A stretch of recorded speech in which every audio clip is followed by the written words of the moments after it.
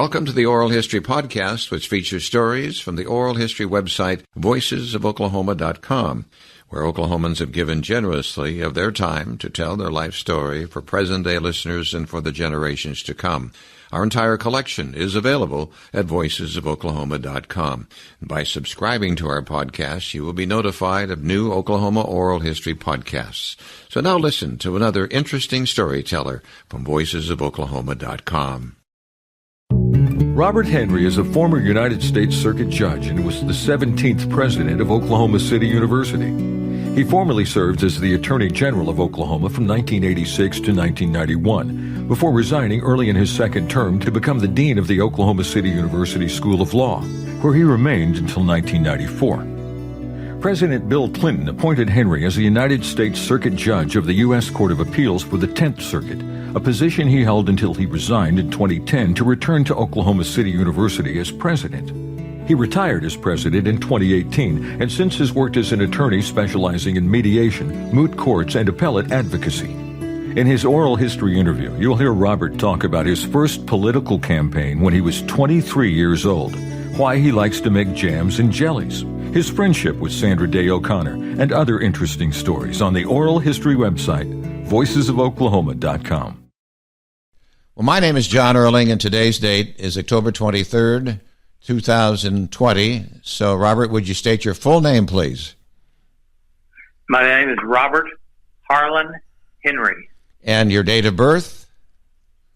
April 3, 1953. And your present age? I am now 67. All right. I'm in our offices here in Tulsa recording this. Where are you? I'm in the offices of Witten and Burridge attorneys in Oklahoma City, Oklahoma. All right.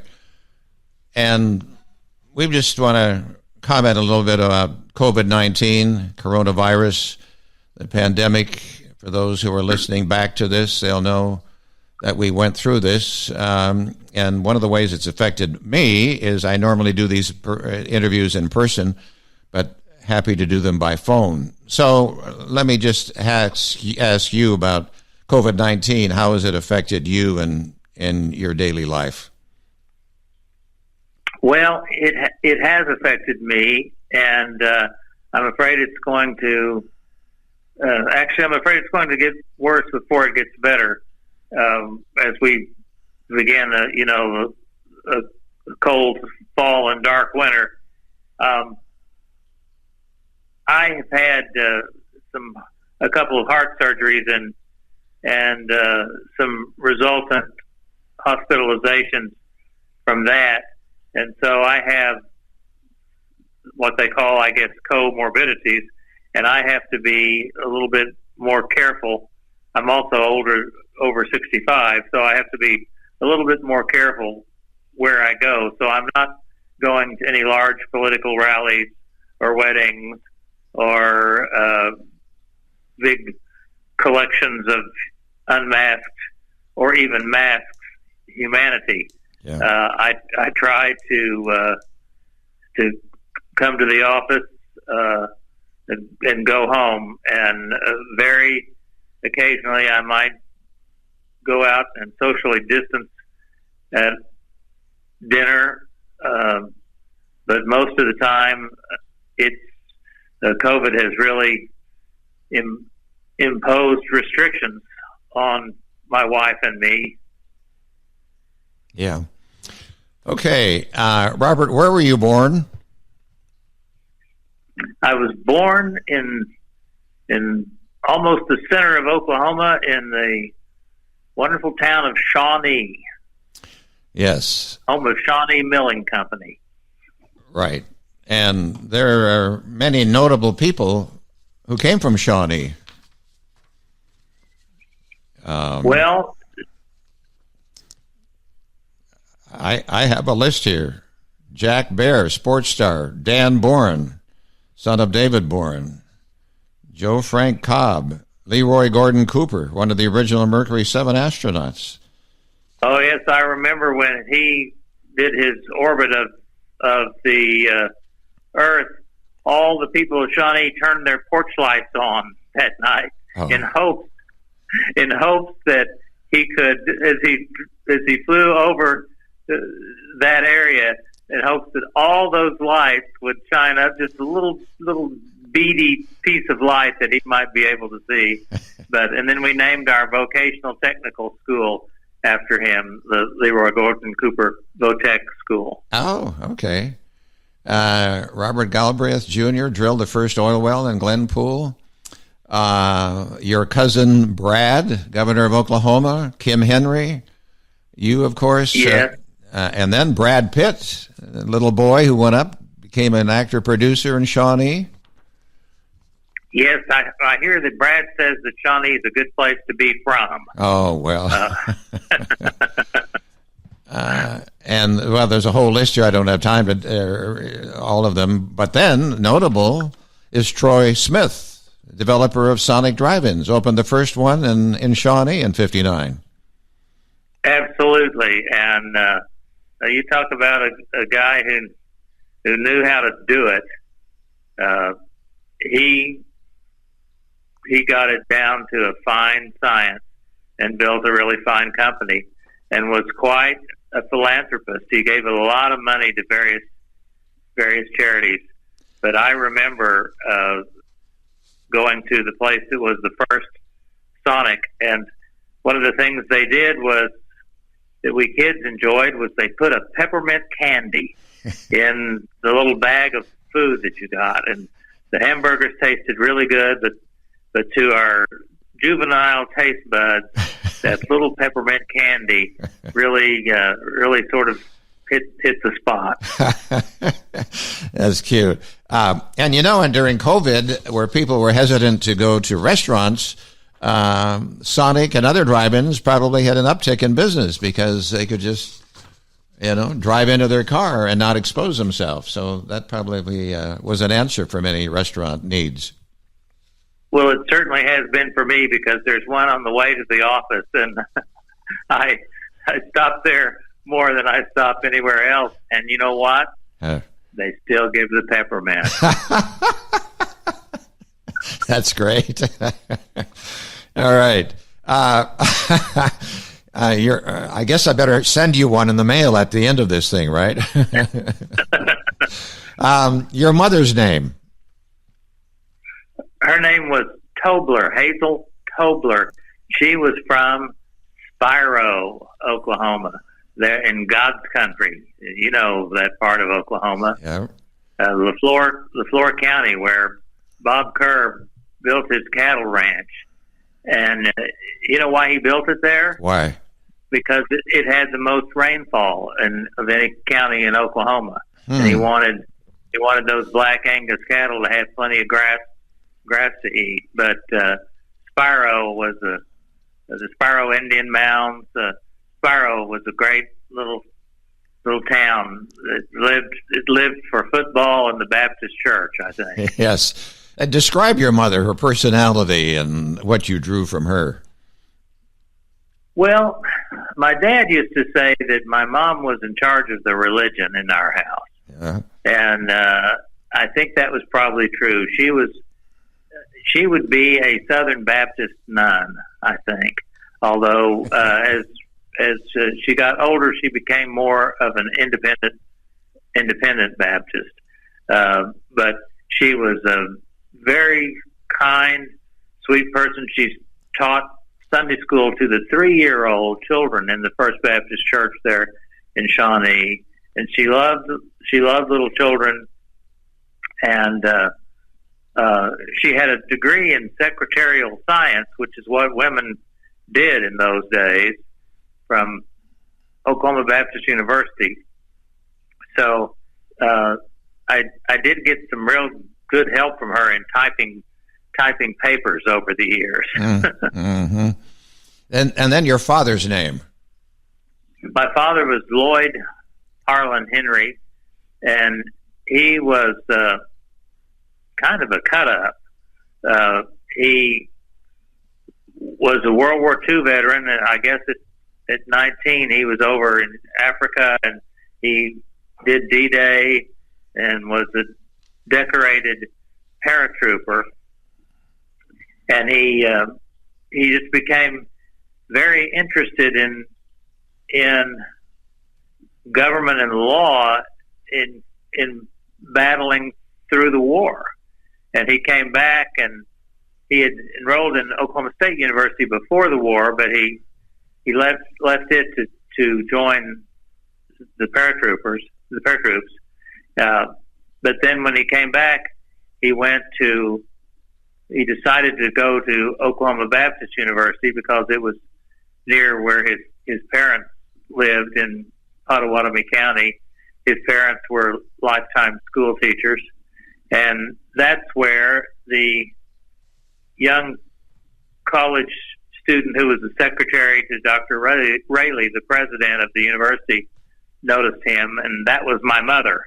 Oh. And she noticed him and kind of looked at his records and everything, and probably was a violation of law.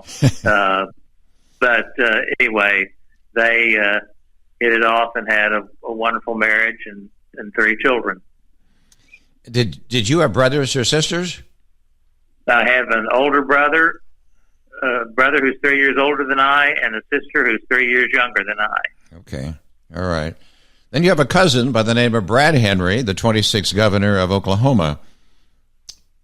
And so yes, his father was my Uncle Charles. That was my dad's brother, Charles Henry, who was also in the legislature and a county judge from Pottawatomie County. And then something that'll probably never happen again. You swore in Brad to be governor, and it's unlikely that scenario will happen again, although you can't ever say no, but it was the first time, I'm sure. It was, as a judge, I couldn't be involved in his campaign because judges are nonpartisan, but when he was elected, the inaugural ceremony is not considered a partisan ceremony, and it has, all of the statewide officials are inaugurated too, along with at the governor's inauguration. So you have people of both parties being selected, and cousin Brad asked me to administer his oath of office and swear him in, and so we got his father's Bible and had the family use the family Bible for the swearing in ceremony. Very good. So then how does public service come about in your family, to Brad, to you? And it must come from grandparents, or where does it come from? Well, you are prescient. It actually did come from our grandparents on the Henry side, Granddad Henry and Grandmother Henry. Granddad ran for public office but was not elected, and I always thought that was strange because I thought he was probably the finest of anyone who wore the Henry name. But he was a school teacher, a basketball coach, and a principal in Pottawatomie County, Bethel Acres, Maud, various towns. And grandmother taught elementary school, and one of their students is Wayne Green of the Tulsa World. Oh, yes. He had them in class and thought they played a significant role in his life. But my granddad used to, every campaign season, he would always have bumper stickers and signs in his car, and he would tell us to pick a candidate and support that candidate in the election. It doesn't matter which election it is. If you could pick the state representative, you could pick the county commissioner, you could pick the court clerk if you wanted, but just pick somebody that you knew or that you liked or that you wanted to know, and support them. And so we sort of grew up going to meetings, where somebody would step up on a bale of hay and then on the back of a pickup truck, and he would desperately try to avoid swallowing a moth while you made your speech, Right. I was not always successful in avoiding moths, but it does really interfere with the meter and rhythm of the speech when you swallow a moth. I did everything I could to save his life, but I couldn't do it. I understand. So then it was part of your DNA, but then probably part of your DNA was the Democratic Party as well. I mean, that was probably where it was set with your grandfather. Well, my dad said once that he said, "Son, I've made you a Baptist and a Democrat, and the rest is up to you."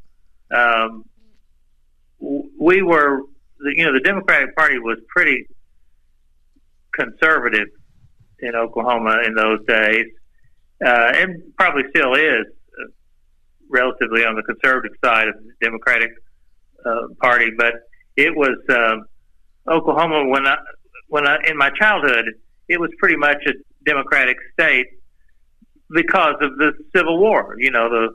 The War of Northern Aggression, as it was still referred to, and because Lincoln and the Union were Republican, so Democrats sort of took things over in the South. But the Democratic Party became more involved in racial matters. Lyndon Johnson was a big leader in that, and so the party sort of moved to the left a little bit for a number of years until it is, not the rock-ribbed conservative Democratic Party that it used to be. Yes. Okay, let's go back to your education, and let's go back to where your first school you attended in Shawnee. Well, I attended Woodrow Wilson Grade School, and then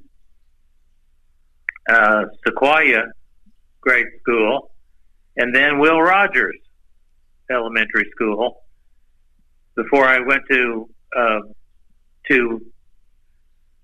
Shawnee Junior High School and Shawnee High School. And Will Rogers school I was there from the 5th, 6th, and 7th grades. And I had sort of developed a love for Will Rogers anyway, but I still just revere Will Rogers and think he is one of our greatest Americans. And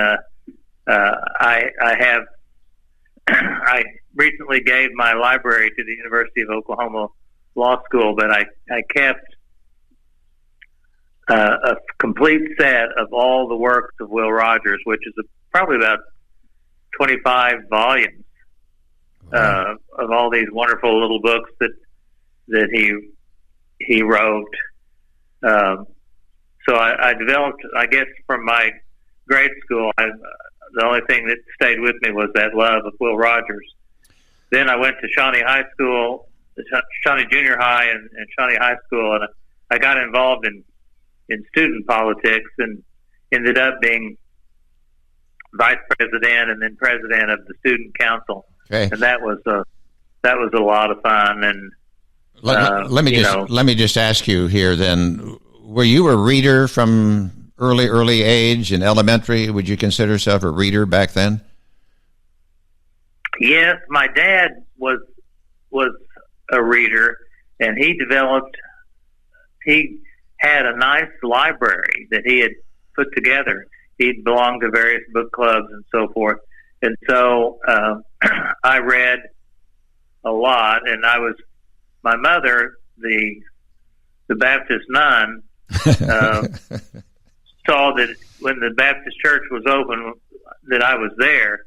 And so I became kind of a bit of a Bible scholar. I remember completely reading the Bible cover to cover when I was in high school. And I had 9 years of perfect attendance at Sunday school, and I studied my Sunday school lessons, and I found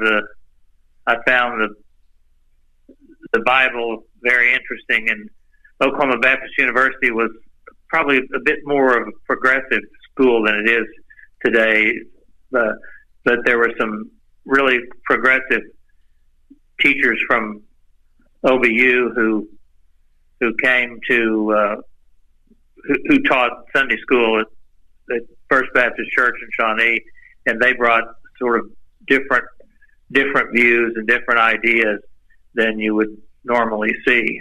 Mm-hmm. It would have been, I think you were about 10 years old, 1963. President John Kennedy, JFK as we called him, November 22nd, was assassinated. As a 10-year-old, and now you look back, do you what are your recollections of that day?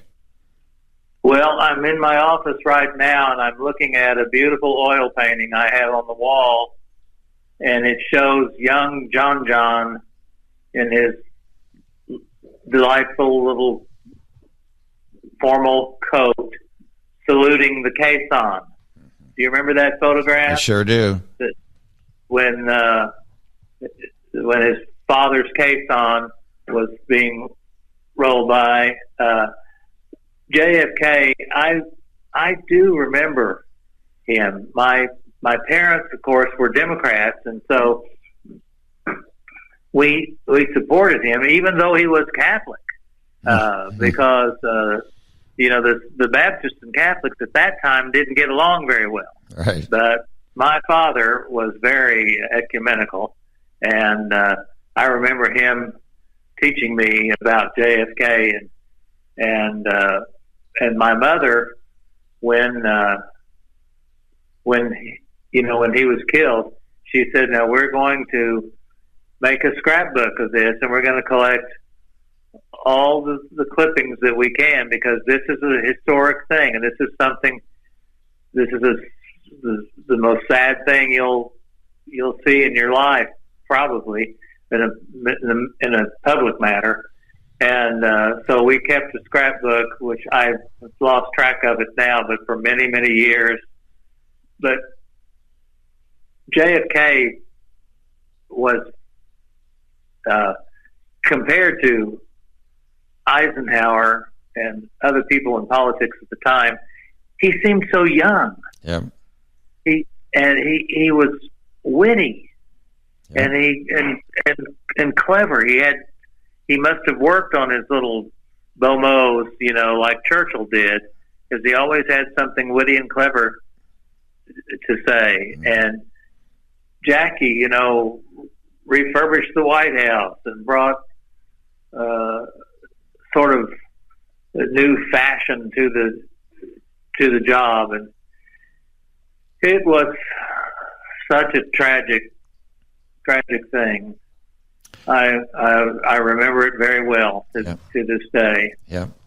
So we have you in Shawnee High School. Were you involved in debates or what have you? You said you were president of the student council. Yeah.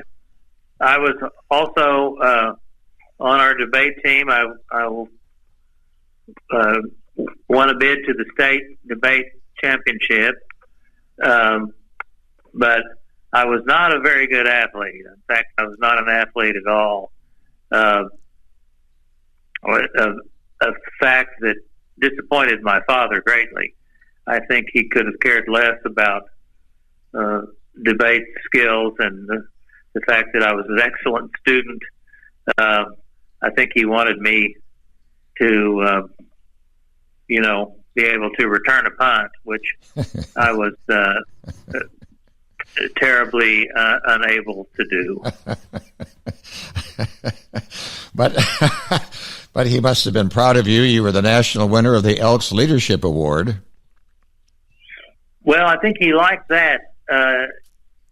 Mary Goldwater and Ernest Hollings had made that selection and won me a all expense paid trip to New Orleans for me and my family, and he liked that too. And the Elks would probably be disappointed with this, but he actually had a hurricane,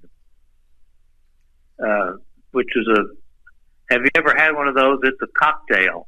No. This is a New Orleans standby, and it's about a quart of various kinds of intoxicants. I'd never seen my father consume anything alcoholic, but he did at when we were having dinner one night there at New Orleans.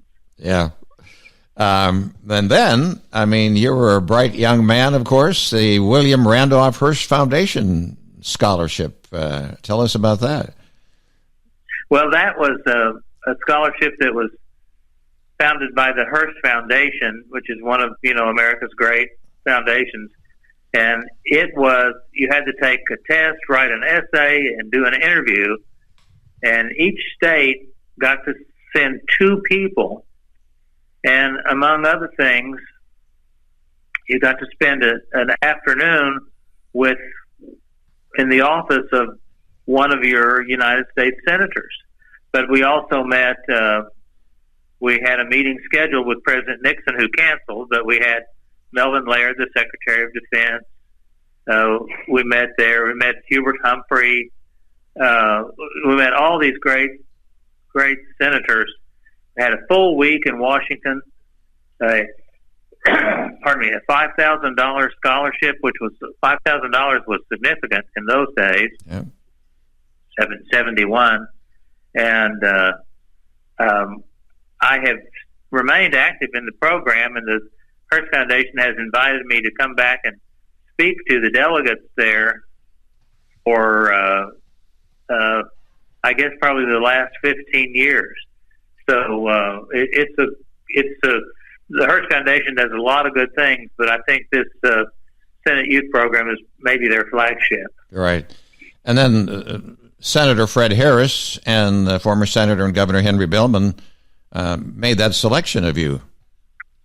Yes. Now, Senator Harris was so busy at Washington, I didn't get to see him when I worked in his office. I just got to be in his office, and I did get to go to a press conference that he had with Saul Lenowitz, but I wasn't, they didn't ask for my opinion about anything.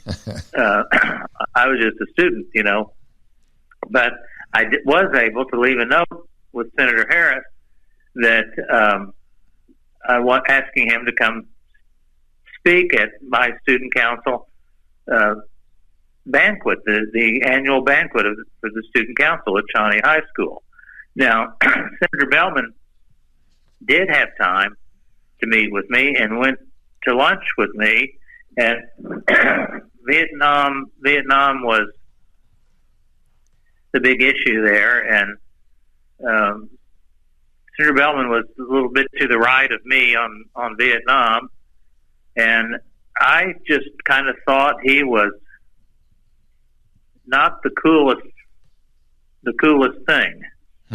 And he seemed to me to be kind of laid back and too conservative, and it's interesting because he later became one of my greatest friends and one of the people I admire most in political life. Wow. When he was governor and I was attorney general, I just didn't give him enough credit when I was a kid. Yeah. But Senator Harris did come back to Shawnee and speak at my annual student council banquet. It alienated some of the locals there because Harris was too liberal for some of them in those days. But anyway, it made me really happy. And because I did all this background on you, you met another famous person in Washington, D.C. You walked into the Mayflower Hotel. And yes. And you shook. And the hand of Tiny Tim. Is that who you're talking about? No. I understood you shook the hands of J. Edgar Hoover. Oh, I did. I did do that too. But Tiny Tim, do you remember Tiny Tim, Tiptoe Through the Tulips? Of course, yes. He was staying in the Mayflower because I didn't meet J. Edgar Hoover there. I met him another place. I'll tell you about that real quick in a minute. But Tiny Tim came in with those mounds of unkempt curls. You remember those weird curls he had? Yep. And ukulele in tow. And Mrs. George R. Hurst, Rosalie Hurst, was there with the students. And she walked over to him and she said, "Mr. Tim, I am Rosalie Hurst. I met you at such and such place and such place. And I'm with I'm here with the Hearst Foundation, and we would just be so appreciative if you would give us a little time and meet these students who are all honored scholars from all the states in the Union." And she just put her arm in this unkempt, hippie-looking character, Mm-hmm. and she, one of the very, very well-groomed socialite, very refined person. And she charmed him, and he spent several. I would guess he probably spent at least an hour with us, meeting all the students. And we didn't get him to sing "Tiptoe Through the Tulips," but we did meet him. And then when we were touring the FBI building, and the FBI people in charge of the tour were very officious and very humorless. And Mrs. Hurst walked up to one of them and she said, "I wonder if the director would be able to meet with these students." And this man said, "The director is very busy, madam." And she said, "Well, yes, I suspect that he is. But would you mind to just go tell him that Mrs. George Randolph Hearst is here with the students from the Hearst Foundation. And I know Mr. Hoover, and I think he might want to do this." And so the guy said, "Well, this isn't going to happen, but I'll go do it." So he came back, and he was frowning and was very upset. And he said, "The director will meet all the students. They may only say their name and the state they are from. That's the only thing they may say to him." And so she called us all together and said, "Now, students, and there were 106 of us. They have some representatives from something other than states, but all states are represented." And so she told us what we were supposed to do, and she said, "Now, this is very rare to get this done, so I want you to be sure you follow the rules." And nobody would have dared say anything else to Mr. Hoover other than Robert Henry, Oklahoma. Did he say anything to you, or just? He just shook our hand, and he was kind of he was getting older then, and was seemed a little bit diminutive, but it was all business. Yeah. What year did you graduate from Shawnee High School? 1971. All right. And so then you go on to college at Oklahoma University, right? Yes, I was a university scholar there at OU. And I graduated in 3 years at OU, and then went to OU Law School and graduated in 2.5 years there and ran for the legislature my last semester. All right. Your trip to Washington and all, did that plant any seeds for you as you came home, of maybe what I want to be or do, or politics? Did it have any lingering effect on you? It did. I thought that my ultimate goal in life was at that point to be a United States Senator. I thought that's what I wanted to do. And that would have been, I was realistic enough to know that, that I couldn't become the President of the United States. That would be highly, highly unlikely for multiple reasons, including not being qualified. But I thought I might be able to make it to the Senate, and that was a goal I had for a while, but that changed as other things happened down the line. Right. So while you were elected to the Oklahoma legislature, and that was the last semester of law school, right? Right. I had 5 opponents, and that was a barn burner of a race, and I ended up in the runoff with my oldest opponent. I was 23 years old, and people were calling me a kid and saying I was too young to be in the legislature.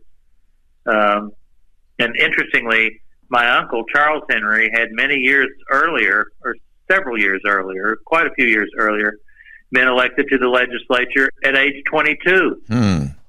Wow. So there was some precedent, but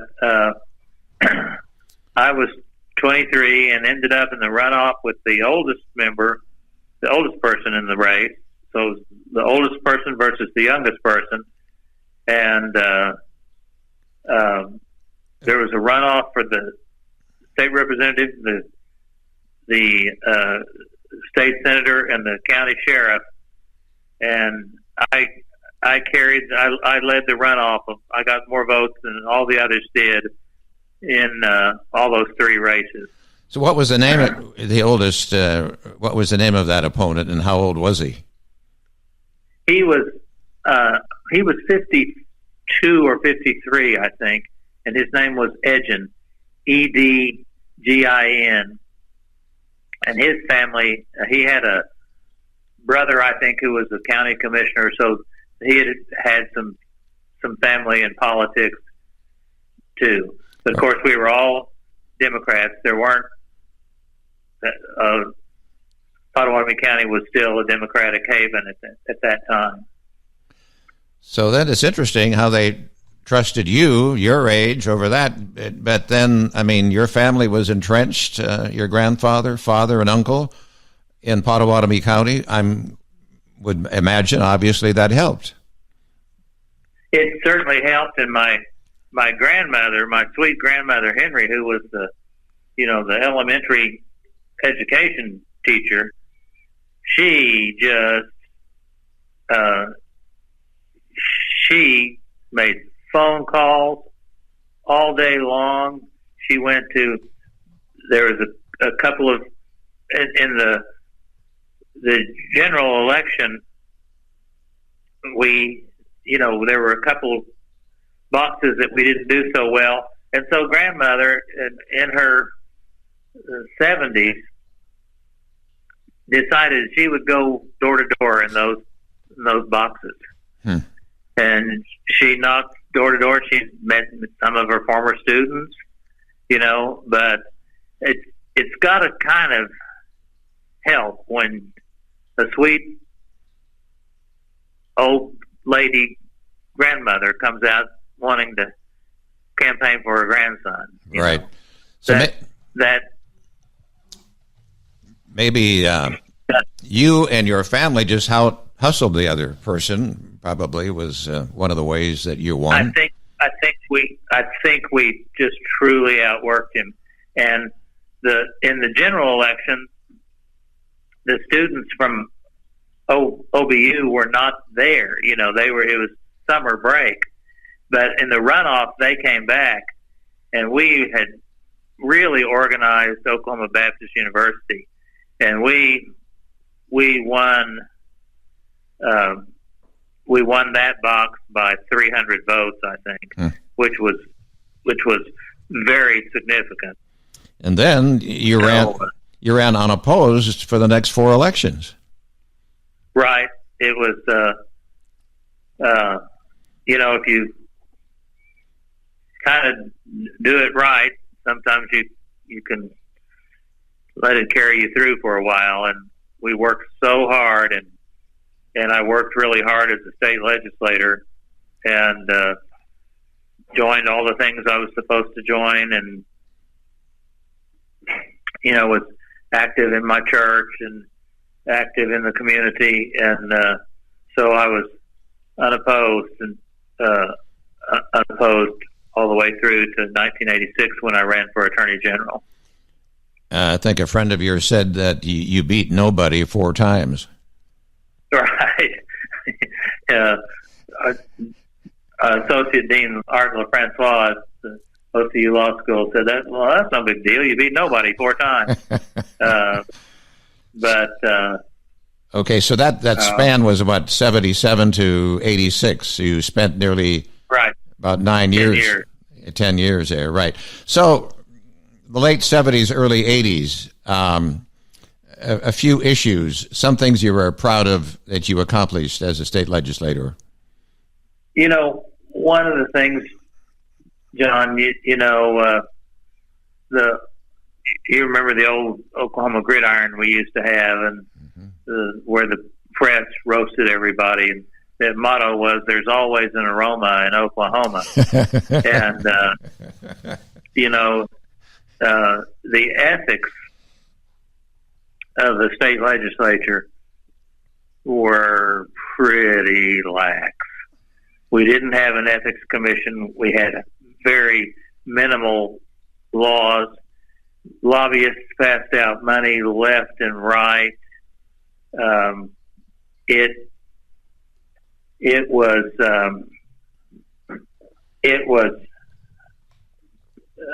we didn't have initially. We didn't have open meetings and open records. Those came and were enforced throughout my 10 years in the House. And fortunately, I was on the right side of those issues. And now, as you know from your profession, can you imagine what things would be like without open meetings and open records? Oh yes, I mean, it's just awful. And I remember one time there was I was trying to get along with all the members of the legislature because I thought I might want to try to run for, one of the offices, majority caucus chairman, maybe someday speaker. And so I was trying to get along with everybody, but some of them I couldn't really get along with. And I went to, there was a room called the Cheese Room. Have you ever heard of that? No. You'll have to ask your wife, Margaret, about that, if she ever heard any stories about the Cheese Room. But there was this room that the lobbyists pooled together and just kept a bar and snacks going, every night. And people would go there and the bar and drink free whiskey and talk to the lobbyists. And one night I decided, well, I better go check this cheese room out and see what it's like. And I got in, and there was a big card game going on, and there was a sort of uniquely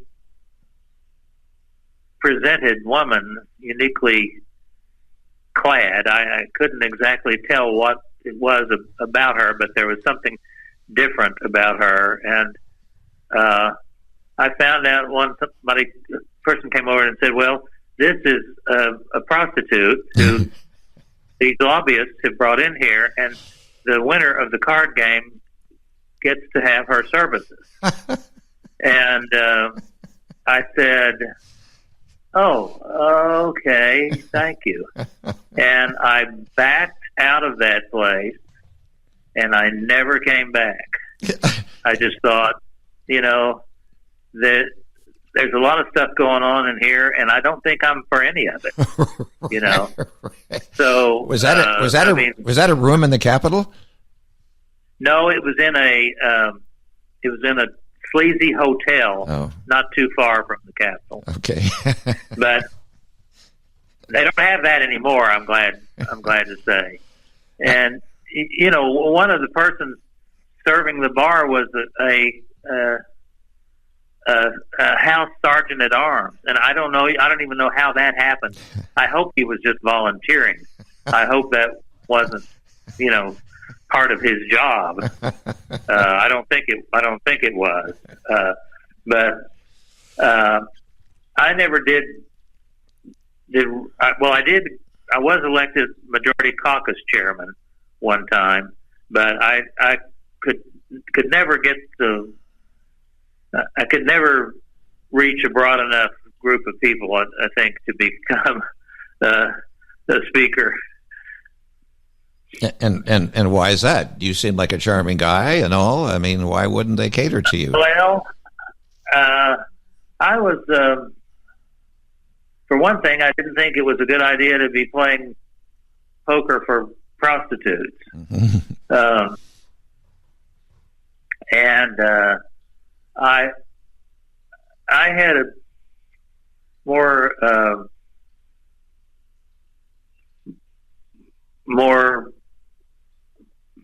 I don't know.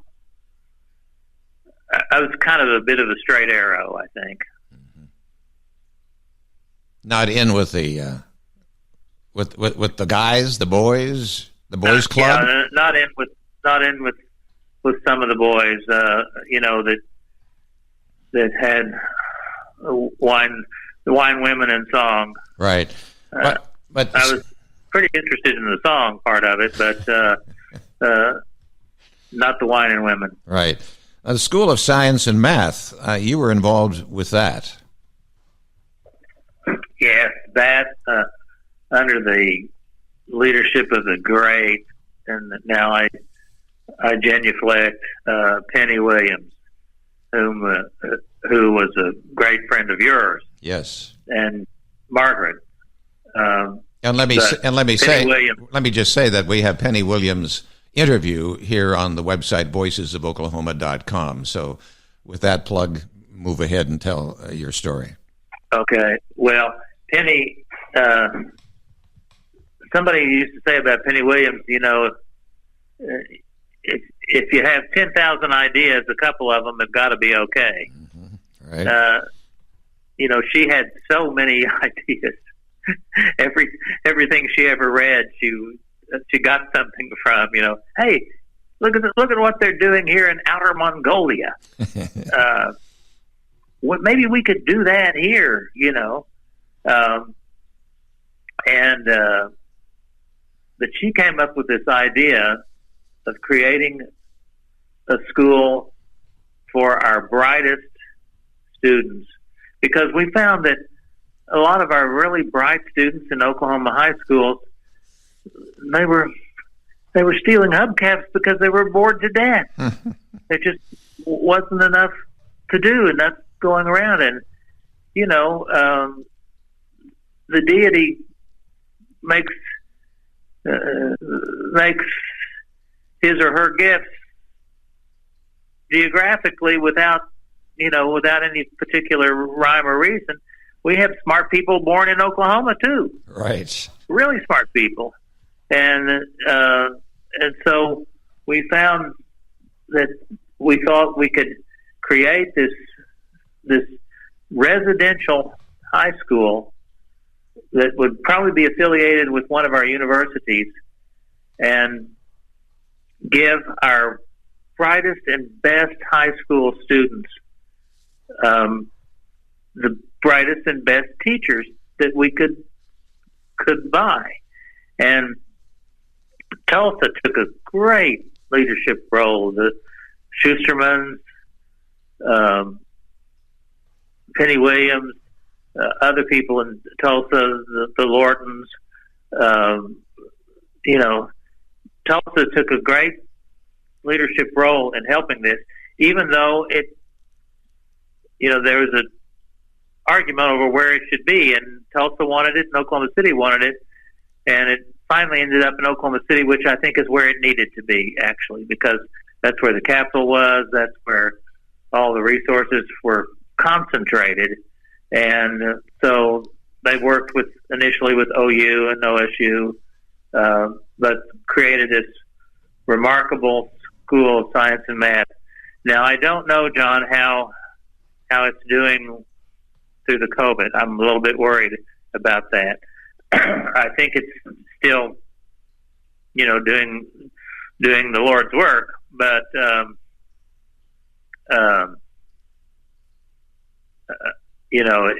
it's probably hard.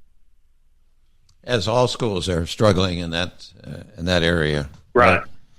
Let me interject here that you had a huge interest in public service, but that's not the only interest you had. And you talked about your grandmother and such an influence, but she influenced you in the love of gardening and cooking. Yes, I had one grandmother was a gardener, and the other grandmother was a cook. Oh, really? Okay, so both of them. Now the grandmother that was the cook also did a little bit of gardening, but the grandmother who was the gardener was one of the worst cooks I have ever known.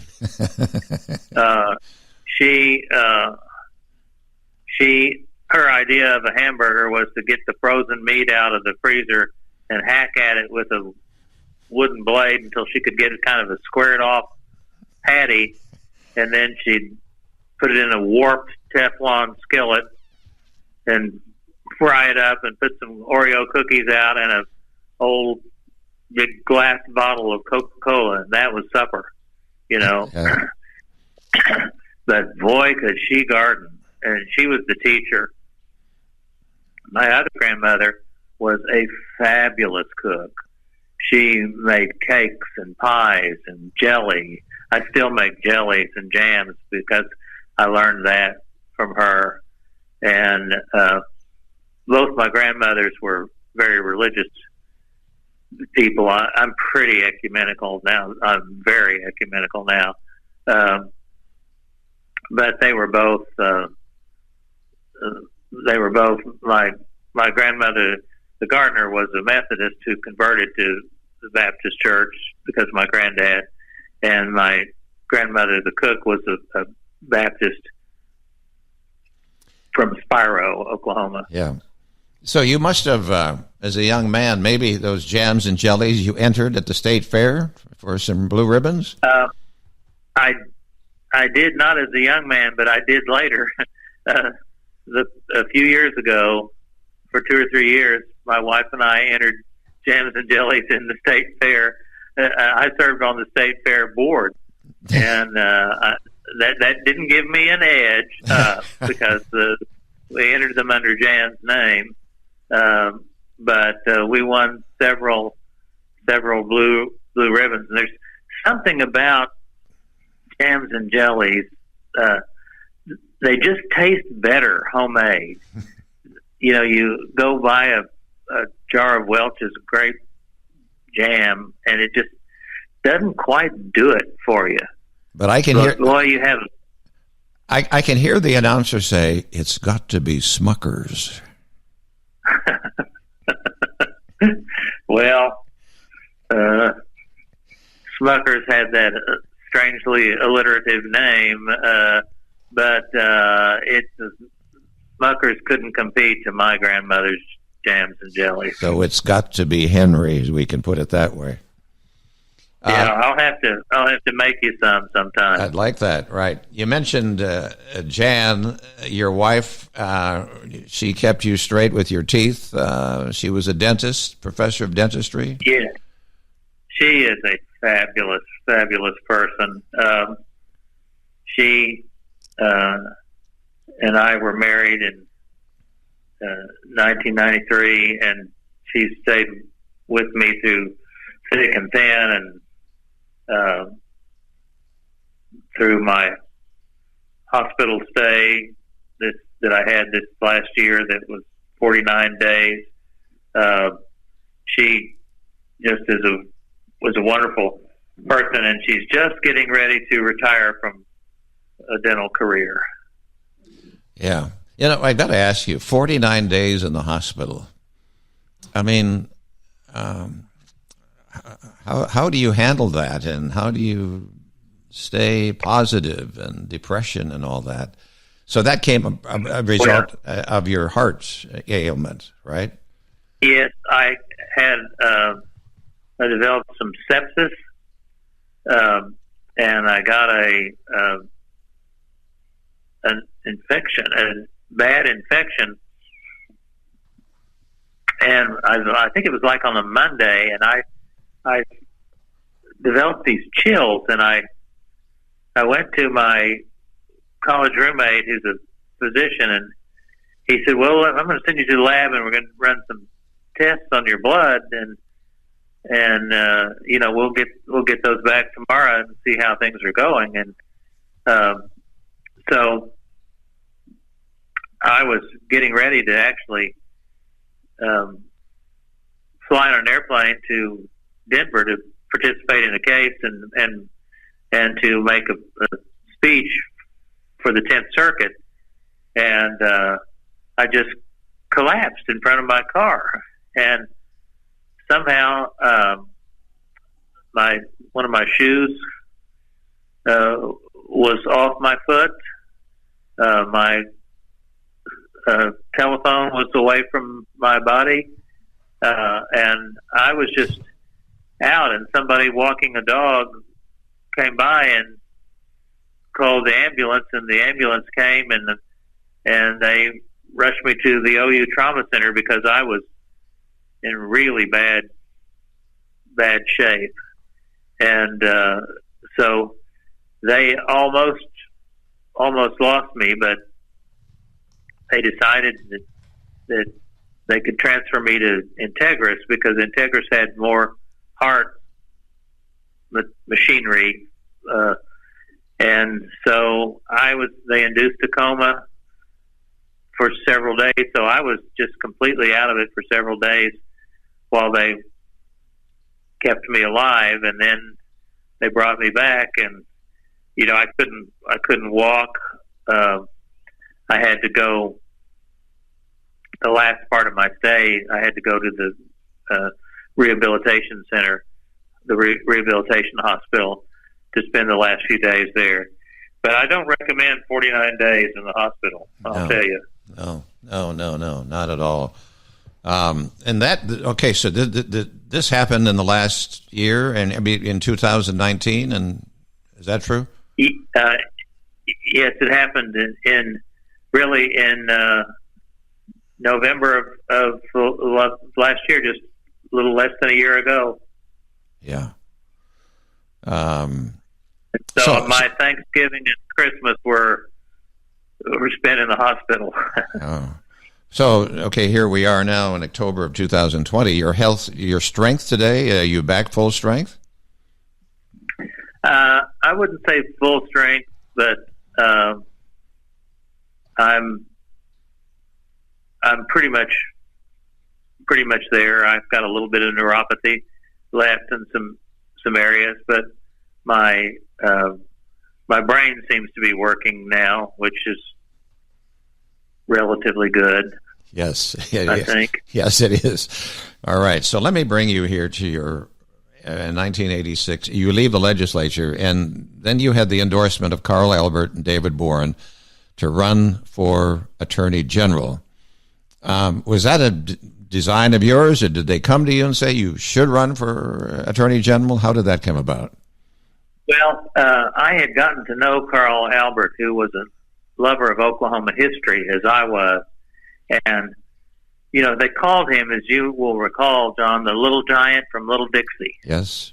He was a smallish person with a booming voice and a towering intellect. And we just became good friends. And I went to see him when I was getting ready to run for AG, and he gladly made an appointment for me in his office. He was a retired member of Congress then, but having been a former speaker, they gave him an office. And it was like an extra congressman for Oklahoma because he just continued to do stuff for Oklahoma from this office. And I went to see him, and we exchanged pleasantries. And he said, "Well, what can I do for you, young man?" And I said, "Well, I have a favor to ask. If I'm getting ready to run for Attorney General, and I would really like your endorsement. And if you would do that for me, I would do something valuable for you." Mm-hmm. And I was playing a little game, which I thought he would like. Mm-hmm. And he looked at me and he said, "Well, what would that be?" And I said, "Someday I will find a young, idealistic person, and I will support them when they run for office." Mm-hmm. And he said, "Well, you couldn't want much more than that, could you?" Mm-hmm. And he said, "I thought that might be why you were coming." And he said, "I hope you won't mind, but I have called a press conference for 5 minutes from now. And the press will be in meeting, and I'd like to endorse you at that." Oh, my. At that press conference. And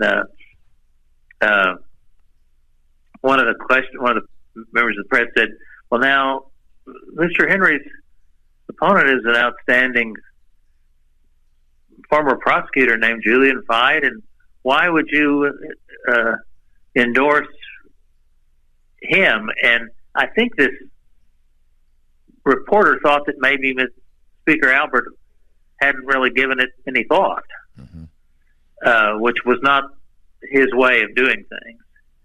And the speaker said, he said, "Well, sir, I have nothing against Mr. Fide. I know nothing bad about him at all. But I do know a lot of good about Robert Henry." Hmm. He said, "Let me start with his father, who's a distinguished judge and jurist in Shawnee." And he just went through and he started telling my life story, which he knew, Mm-hmm. And the guy said, okay, I get it. Right. And David Boren actually called me and said later on, after I got through the primary, he couldn't get involved in the primary, but after the primary was over and I had won, the Democratic nomination, he said, "I wonder if you'd like to allow me to be your honorary campaign chairman." Hmm. And I said, "Well, yeah," is the short answer to that, because David Boren was stronger than dirt in those days, and still is, in my opinion. Just a great leader, and so he and I actually went on the campaign trail together and made speeches together and went through various parts of Oklahoma. So I got to campaign with two of the masters that year. David Boren, at that point, what was he at that point? Had he been? He was a United States Senator. Okay, at that time. Okay, all right.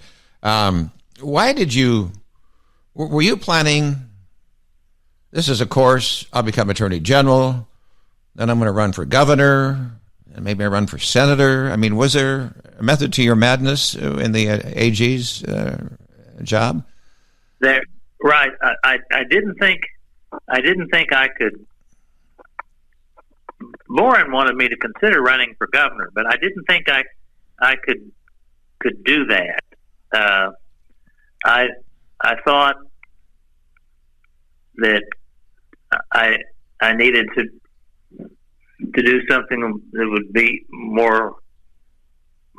be easier to accomplish, and so there was lieutenant governor, auditor and inspector, attorney general, and I thought, well, the most interesting of these jobs is attorney general, and so I decided to run for that. And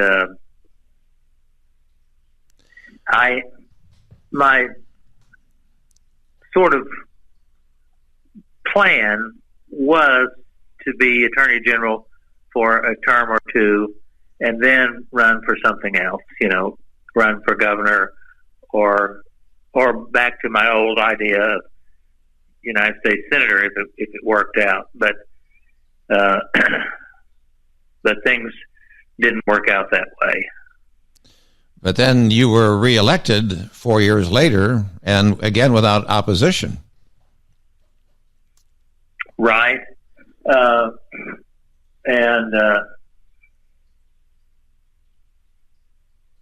Then I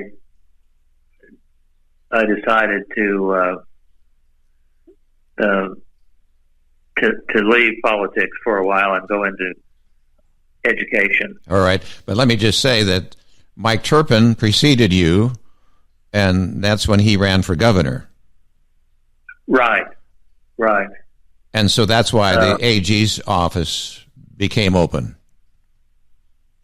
Correct. That's right.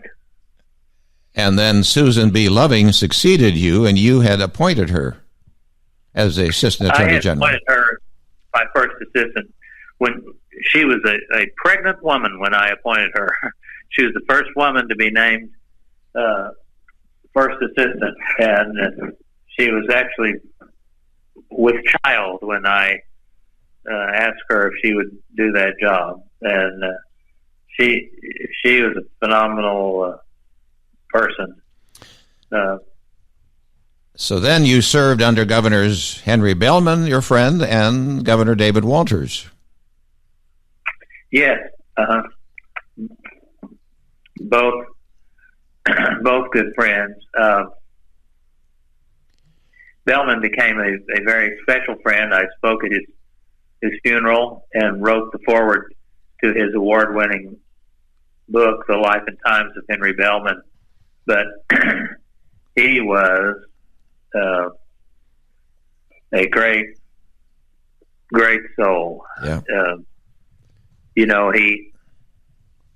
was a kind of a towering person. He still had a farmer rancher's hands. Yeah. Big rough hands, and he could run cattle and plant wheat till the end of his life. But he was a person who just grew constantly.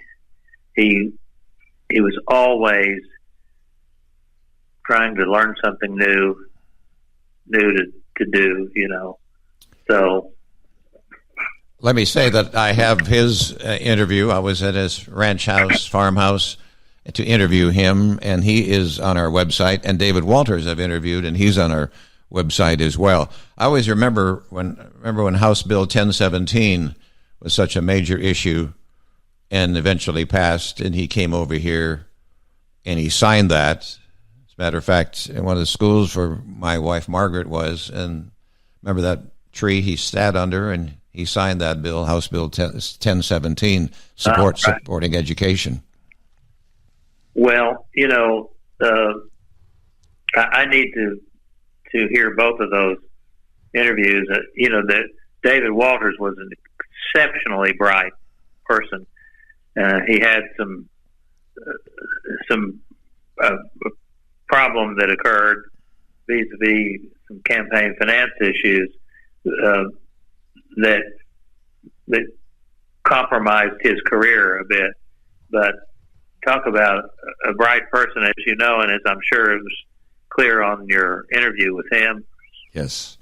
He and Henry Bellman were very, very different in almost every way, but both exceptionally talented public figures. A little bit about as your Attorney General, case or two or remembrances that you have of your time there. I think the Illinois River case would have been a major case for you, wouldn't it? Right. That was where I worked with your friend Ed Brocksmith. Yes. And the Illinois River was, as you know, the city of Fayetteville dug a canal to divert part of their sewage into the Illinois River. And, the Illinois River was our most pristine river. It was, the water quality was, the potability was so good you could just drink it. And it was crystal clear. And, we were beginning to have some problems with chicken farms and other things, but we were fighting those and working on those. And then this sewage from Fayetteville, even though it was treated sewage, and they maintained that it was, that the quality of water they were dumping in it was pristine and good. And I said, well, if it's that good, why don't you just keep it then? Don't dump it. Just put it in your own. Put it where you have been putting it, where it goes into Beaver Lake. And but that's how they could never win that argument, because if it was so good, why did they want to divert half of it? Right. But Ed Brocksmith he and Ed Edmondson, the two Eds, and Julian Fife worked really hard on the Illinois River case. We took it all the way up to the 10th Circuit, and then I had left the AG's office by that time. I had planned to argue it in the Supreme Court of the United States, but it went to the Supreme Court, and Robert Butkin, who was then in the Attorney General's office, argued it and won about half of it. But it was a sad. The part that we lost was really sad. I had described the Illinois River case as a jihad, as a holy war, and it was probably the thing that I most worked on when I was Attorney General. There were other things, the multi-county grand jury we established. We reformed the way that legal services were handled to the state agencies. But that wasn't really, it didn't have the excitement of hope of warfare like the Illinois River did. But, that's when you just said multi-county grand jury, and now we just say it like that. But there was a point where a grand jury was just for Pottawatomie County or Adair County, and it wasn't multi. And so what you just said so fast, you were able to draft a statute that made it multi-county juries, grand juries, so they could come from obviously many counties. Right. When you could only ask about criminal things that occurred in a single county, that greatly limited the county grand jury as a way to investigate crimes, particularly drug crimes. That's what I was interested in. In the time that I was Attorney General, in '86, drugs were one of our big problems. Probably our biggest problem in crime was drugs, and the murders and injuries and robberies and all those things that accompanied them.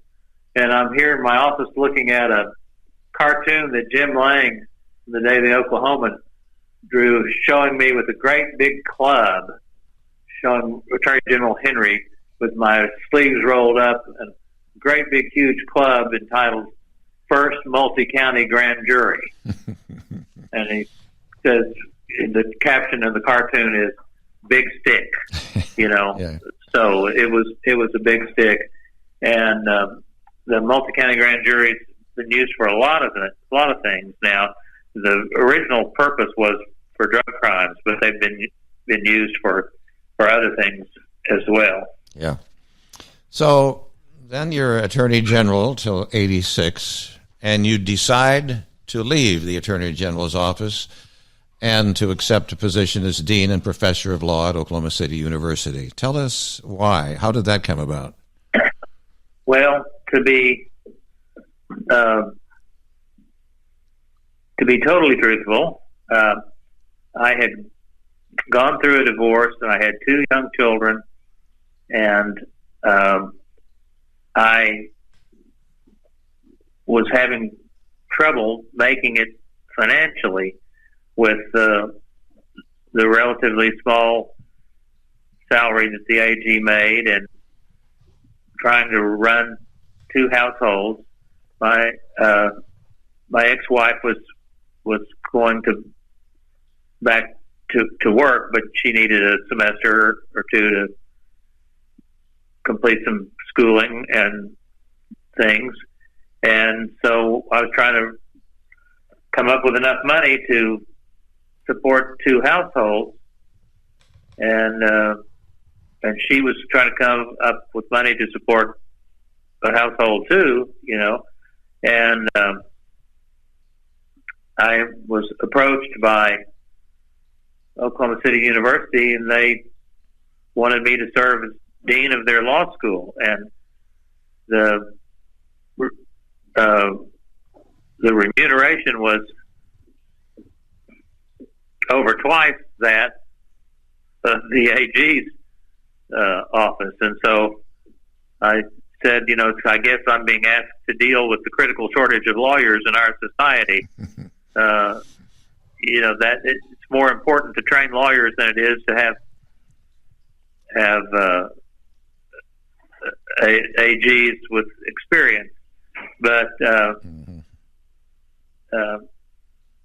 and the legislature had promised to raise the AG's salary, but they didn't get it done before that election, and you can't raise it. You have to raise it before an election. You can't raise it after an election. You have to wait until 4 years, and so there was no chance that any help was going to come, and so the financial picture was a great part of it.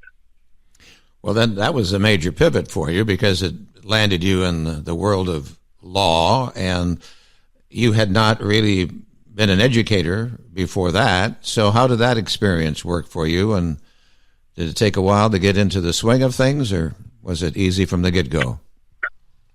Well, one of the things that they wanted me to do was raise money. Well, I knew how to do that a little bit from political work. I knew how to make a speech. I had never written a law review article before, and I wrote my first law review article. I've written a number since then, but it was a great 3-year period, and I enjoyed it. I enjoyed being a part of Oklahoma City. As Attorney General, I had been pretty much interested in the entire state, but as Dean of the Law School, I did most of my work in Oklahoma City, working with the law firms here, and but it was a good place for me, and I did learn a lot. Well, I'm sure you produced some fine attorneys out there that are doing well in practice to this day.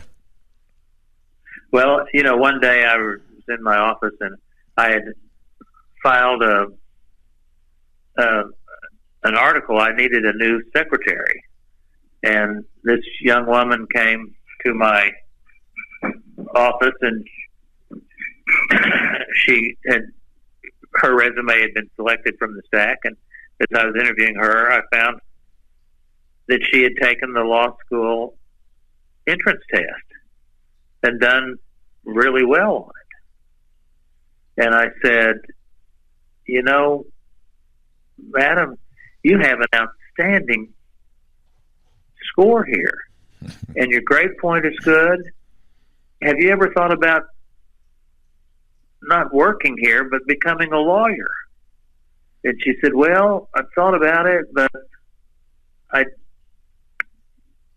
have to scrape some money together right now. I don't have enough money to get my books.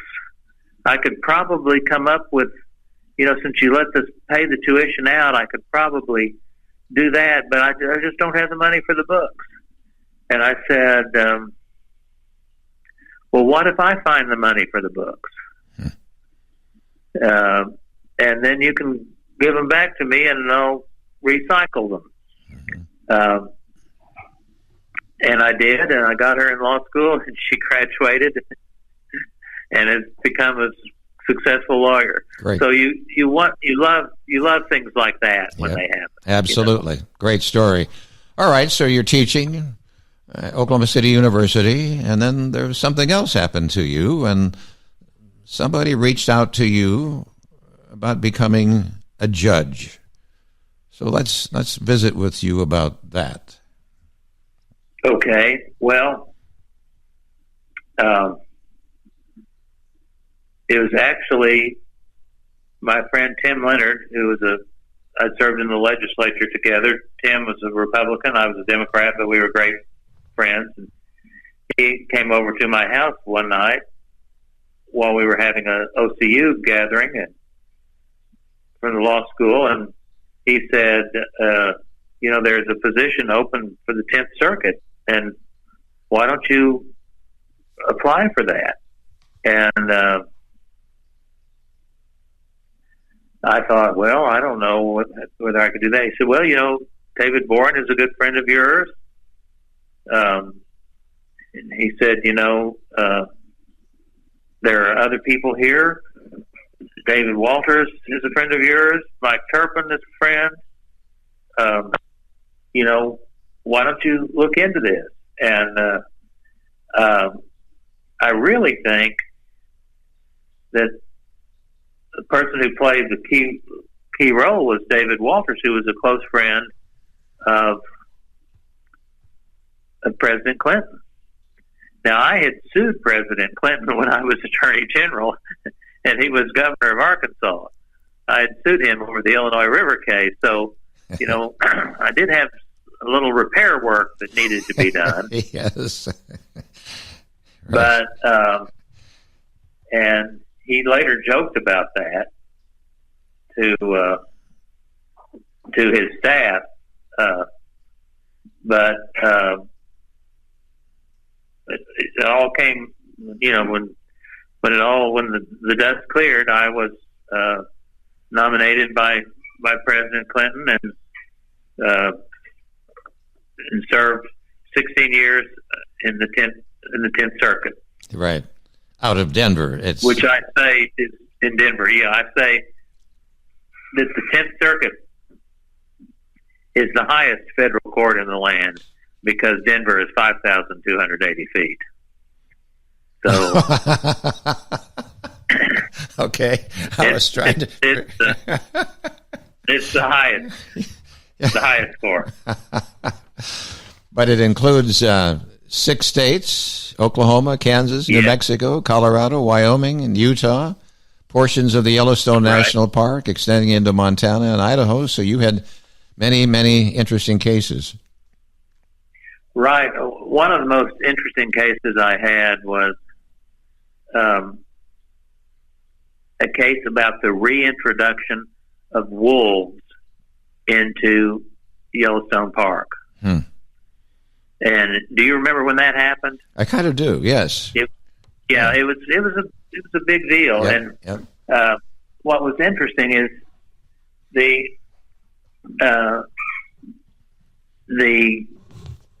Bureau of Land Management was trying to figure out whether to do this to BLM, and they opened it up for public comment. And I wondered at the start of this who would win the public comment, the wolves or the non-wolves. And it wasn't close. The great majority of comments wanted the wolves to be reintroduced. But there's a difference in intensity of desire. And the people that wanted the wolves reintroduced just sort of romantically liked, the wolves, and cry wolf, never cry wolf, and the wolves are a romantic creature, right? Where our dogs come from, right? But the people who were opposed to it were ranchers, farmers, and hunters, and they were really opposed to it.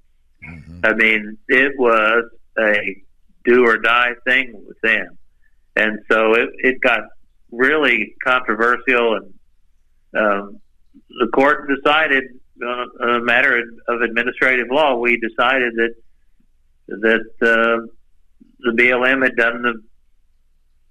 followed the rules and done it properly, and their desire to reintroduce the wolves was approved. And I'm told that's been very successful. They were beginning to have overpopulation of deer and elk, and the reintroduction of the wolves cut that population down. Now I'm sure that ranchers still probably disagree with it, because I'm sure they lose some sheep and cattle to the wolves. Yeah, President Clinton, I think, told your staff something kind of interesting about you.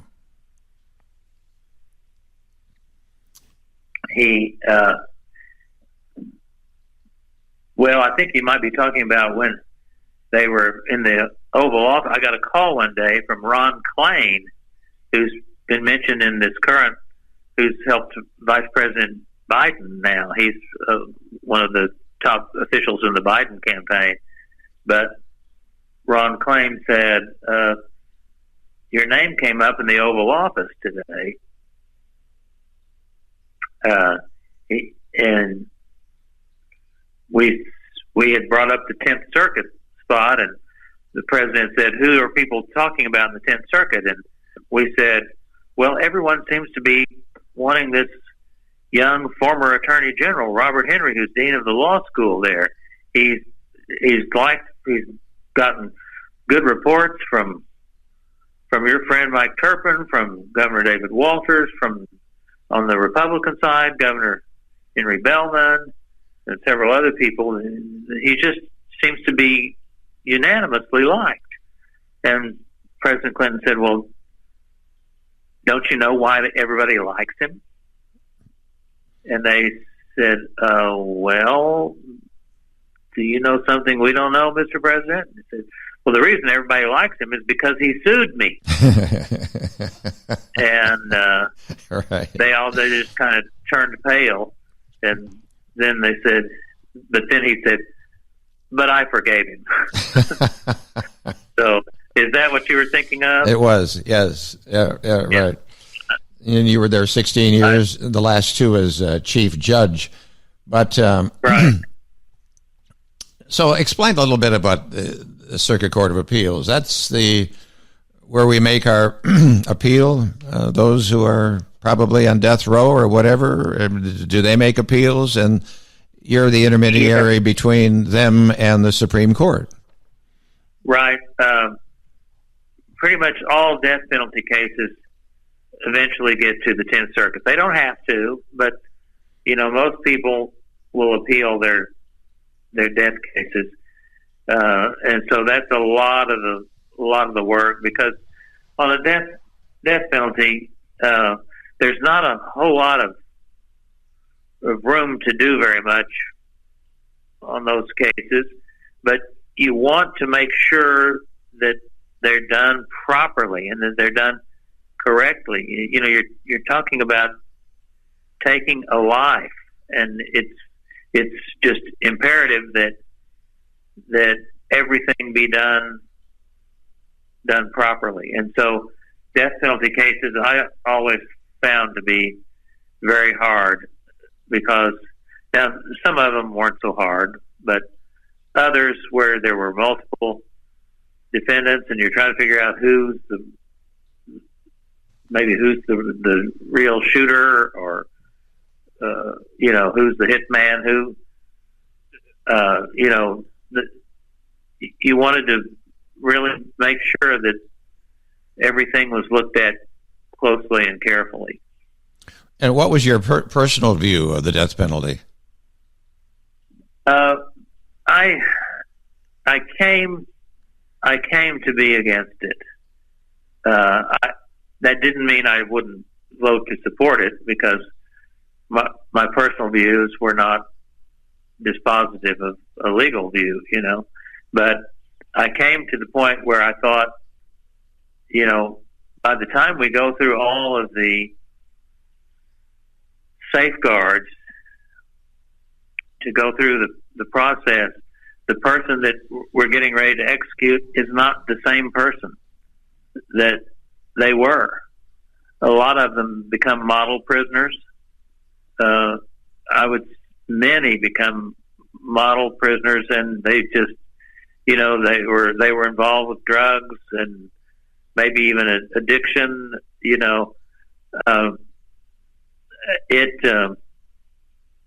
I no longer think the death penalty makes sense. That's a controversial view, but that's, you ask what I personally thought, and that's what I personally think. Right. Were you surprised on cases that came to the 10th Circuit and you'd review them, and there were glaring glitches or errors, and say, how in the world could this have been settled in such a manner when it's real obvious to us the evidence wasn't there? Did that kind of experience for you? Yeah, I had a couple of cases of prosecutorial misconduct that were so egregious that you wondered if the jury got a fair look at the evidence, because the prosecutors have a great deal of influence over the jury, and you've got to require them to follow the law carefully and to not use evidence prejudicially. There were a couple of DAs that had problems with that, and we had to watch their cases a lot. Mm-hmm. We can't talk about your time there without talking about Judge Stephanie Seymour from Tulsa. The two of you served together. Right. Judge Seymour is one of the great women jurists in certainly in Oklahoma history, probably the greatest in Oklahoma history. She was sort of a contemporary initially. She still is a sitting judge, but she and Ruth Bader Ginsburg were good friends and worked on similar cases and issues. But Stephanie Seymour is about as good as it gets. She has been a wonderful example for women and a wonderful exemplar of why women can be good judges and make good judges. I mean, when she first came in, if Jimmy Carter hadn't broken open the selection process, she never would have had a chance because they were always doing the good old boy syndrome. And I believe she was the first woman to chair the Judicial Conference of the United States, which is the meeting of the Chief Justice and all the chief judges of the circuit courts and representatives of the district courts. The Chief Justice always chairs it, but occasionally the Chief Justice will have someone chair while he or she would go to another meeting or something. And I believe it was Chief Justice Rehnquist asked Stephanie Seymour to chair one time, and she was the first woman to chair that Judicial Conference of the United States. So, and I think you have interviewed her too, have you not? I have, and she talks about many firsts, and I'm recalling right now how she could show women that you can both be a mother and be taking care of children and be a judge both, and there was some concern about that. And there was even men say, well, how can you do this because you're a female and you're a mother? And so then the retort was, how can you, as a man, you've got children at home, how can you take care of both households, both jobs? Yeah. So she was feisty, and yes, we have her interview, and she's a great example for all, but maybe particularly for females in law. But you know, when Sandra Day O'Connor, President Reagan had decided that he wanted to name a woman to the Supreme Court when he was running for office, and when he decided to name Sandra Day O'Connor, whom I also became good friends with, it's amazing. It's amazing how controversial that was. People thought,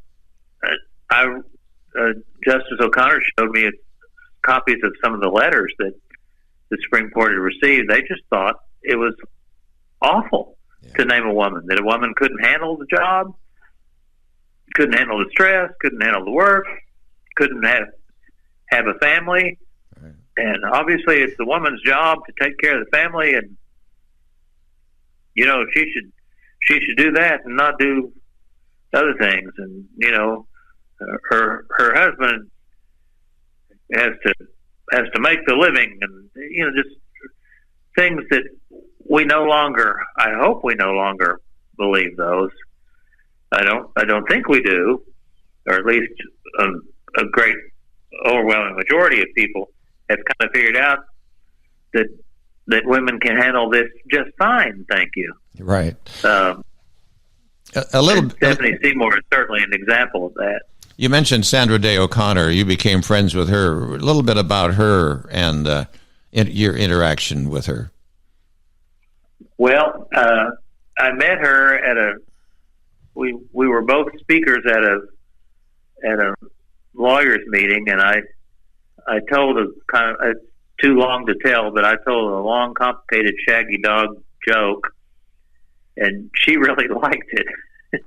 And she came over to me afterwards and said, I want you to go over that joke with me again. And so now let's write it down. Let's get it down. And we later, she wrote Stephanie Seymour and said, I need a representative from each circuit to serve on an international law committee. And Stephanie Seymour called me and she said, you're always interested in international law. Why don't you do this? And so she got me hooked up with Justice O'Connor, and we became friends. And the next thing you knew, we were in Bahrain at the first Arab Judicial Forum. We were working on international meetings of judges, and then we went to China. We went to Czechoslovakia. We went to have a joint meeting with Canada. We did a number of international things, and later when I was inducted into the Oklahoma Hall of Fame, I asked her to be my introducer, and she came and gave us 3 days of time to come and present me for the Oklahoma Hall of Fame, which I greatly appreciated. But I remember one time when we were in China with a group of judges, our Chinese host came and said, you'll need to keep Thursday morning open for a possible high-level meeting. And one of my colleagues said to me, what does that mean? And I said, that means that Jiang Zemin, the president of China, wants to meet Sandra Day O'Connor, which is exactly what it meant. Wow. And they said, I asked them later, why did this come about? And they said, well, because Sandra Day O'Connor is the most powerful woman in America. And the president, Jiang Zemin, wants to meet her.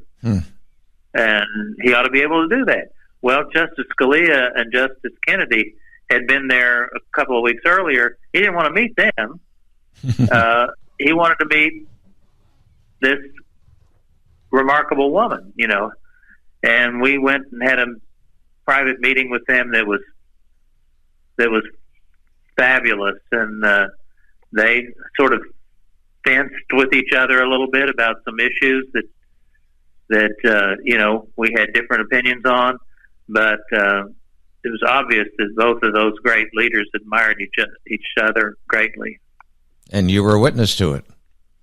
I was witness to it. I have a picture proving it. that is great. Then another one that you became good friends with was Ruth Bader Ginsburg, who passed away recently, and we're still dealing with that today. We can talk about that, but talk about Justice Ginsburg, your relationship with her.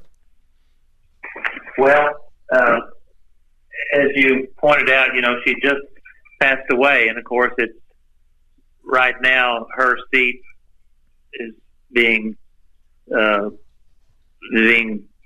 filled in Congress, and so it's on everybody's mind. But she, it's kind of interesting. People always talk about that they call her a liberal justice, and I guess she was in many ways, but the great body of her work for women is stuff that is not controversial now. But I remember, and John, I'm sure you do too, you remember the controversy about women in combat? Oh, yes. Yeah. And of course, women were in combat long before people knew they were in combat, because, once women are at a military base, if that base is attacked, you think they're going to just sit there? Right. They're going to defend the hearth and home. Right. And Justice Ginsburg really made all sorts of things happen for women that are no longer controversial. Although her good friend Justice Scalia and she had a number of disagreements about things, and one of them was about a fascinating Oklahoma case called Craig versus Boren, and that Boren was, of course, Governor Boren, who was sued just as ex officio by virtue of being governor of Oklahoma. There was can I tell you a little bit about that? Yes. Case? Yeah. There was a sort of get and go type facility, a grocery store that sold a lot of beer called the Honk and Holler in Stillwater. The Honk and Holler. And Oklahoma had passed a law that prohibited the sale of so-called non-intoxicating 3.2 beer. Now, that's an interesting thing, how, 3.2 beer is legally classified as non-intoxicating. Of course, it's about as non-intoxicating as pure alcohol is, right? But it's for strange reasons. Oklahoma's Will Rogers said that prohibition was better than no whiskey at all. Oklahoma's always had weird laws for alcohol. But there was this law that Oklahoma passed a statute that prohibited the sale of 3.2 beer to males under the age of 21, but it allowed females over the age of 18 to purchase it. So women were getting a little extra right here that men didn't have. And one of the males who Justice Ginsburg called them the thirsty boys, the thirsty boy, Curtis Craig, and he got the owner of the Honk and Holler to join with him, and they brought a lawsuit. And Ruth Bader Ginsburg was working as an attorney for the American Civil Liberties Union, and she advised them. She helped them with an amicus brief, and she was present at the council table during the oral argument before the Supreme Court. So Justice Ginsburg had a huge role in this Oklahoma case. And when the court finally decided what to do with it, the court always has to figure out, when you look at a matter of discrimination, and that's what this was, men were discriminated against, or, when you look at discrimination, there has to be some sort of reason for it. And you have to figure out what level of scrutiny to subject that statute to. And the courts have developed different kinds of scrutiny, but they didn't have a high level of scrutiny for discrimination based upon gender. And the court decided in this case that there would be an intermediate scrutiny applied to discrimination based on gender, under which the state would have to prove the existence of an important governmental objective, and the law must be substantially related to that objective. So that intermediate scrutiny, which became and still is the law for discrimination based on sex, it was applied in the Virginia Military Institute case that Justice Ginsburg wrote as a lawyer, as a justice of the Supreme Court, where she, brought women into the Virginia Military Institute. She found that the prohibition against them going there did not pass the intermediate scrutiny. So it's kind of a fascinating Oklahoma case based on the thirsty boys from Stillwater, Oklahoma, that played a big role in women's rights. There are hot button cases that become before the Supreme Court, but then they rule on many other cases that affect our lives and don't get as much attention.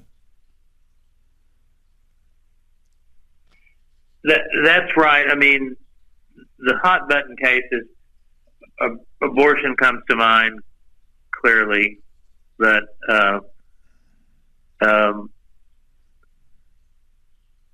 the overwhelming majority of Supreme Court cases are not 5-4 cases. They're 6-3, 7-2, 9-zip. A lot of cases are just, the law is fairly clear, but some issues are on the margin, and right now we're Roe v. Wade is in the sights of some people that are trying to overturn that. Maybe gay marriage will be controversial again.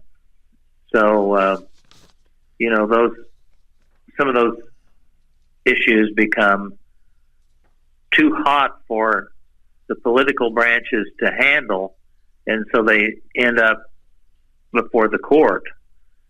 And some people say the court should avoid avoid those issues, and others say no, the court has to resolve the cases that come before it.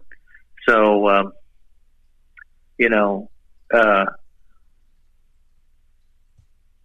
a lot of issues end up in the courts these days because our political branches are kind of broken. And I think you raised those issues that could become hot button again because of Amy Coney Barrett, who would be the replacement of Judge Ginsburg.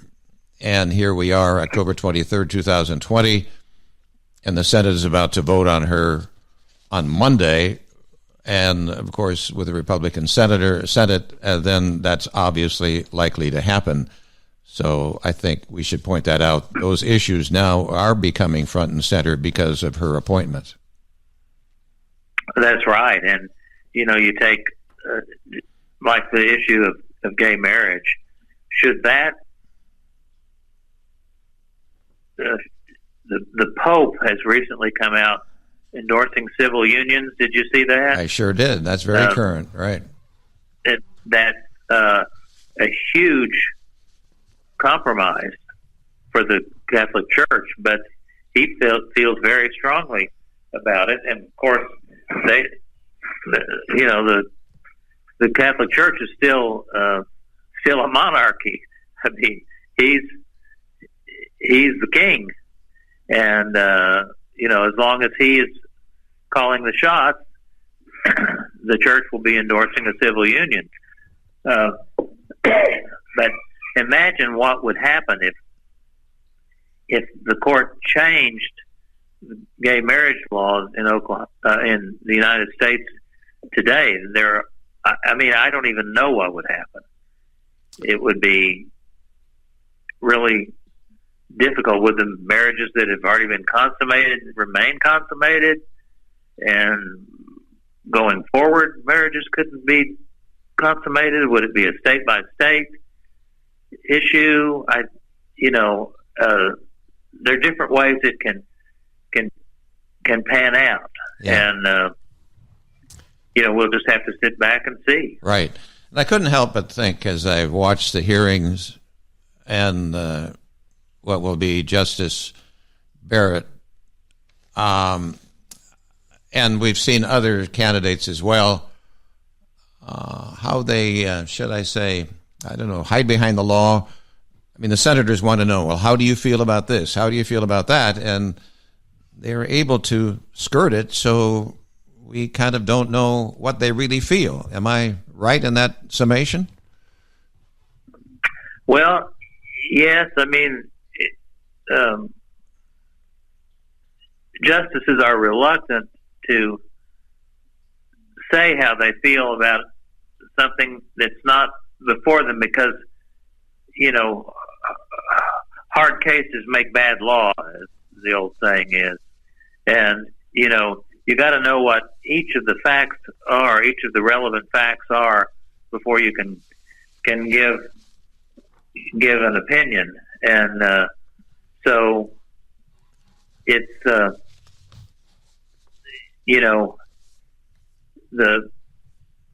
senators have a right to ask and a right to push for any answer they want, and the judicial candidates have a right to answer in the way that they want to answer too, and then the court will see. I mean, then the Judiciary Committee and then the Senate will just decide whether the person can be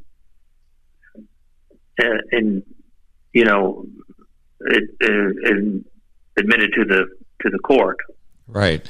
And one more case that is affecting Oklahoma today, and your comment on it would be McGirt versus Oklahoma, which would determine the federal government and tribes that they have jurisdiction over major crimes in Indian country, including much of where I am here, eastern Oklahoma. That ruling, how do you see that affecting our state in the coming years? Well, a lot's going to have to be worked out, and I'll have to say I did participate in an amicus brief on that case. So I want to let you know that I have taken a position on McGirt, and my position is in line with McGirt. I think the 10th Circuit unanimously decided the Murphy case, which was a companion case to McGirt, because it pointed out that before a reservation is terminated, you have to go through some explicit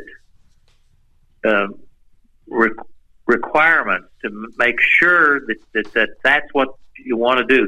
Congress can do it, and Congress has plenary power over Indians. It can do whatever it wants to do. It has jurisdiction and power to do all sorts of things, but it does have to do them within a certain process, and that's what McGirt said, and I think it was right.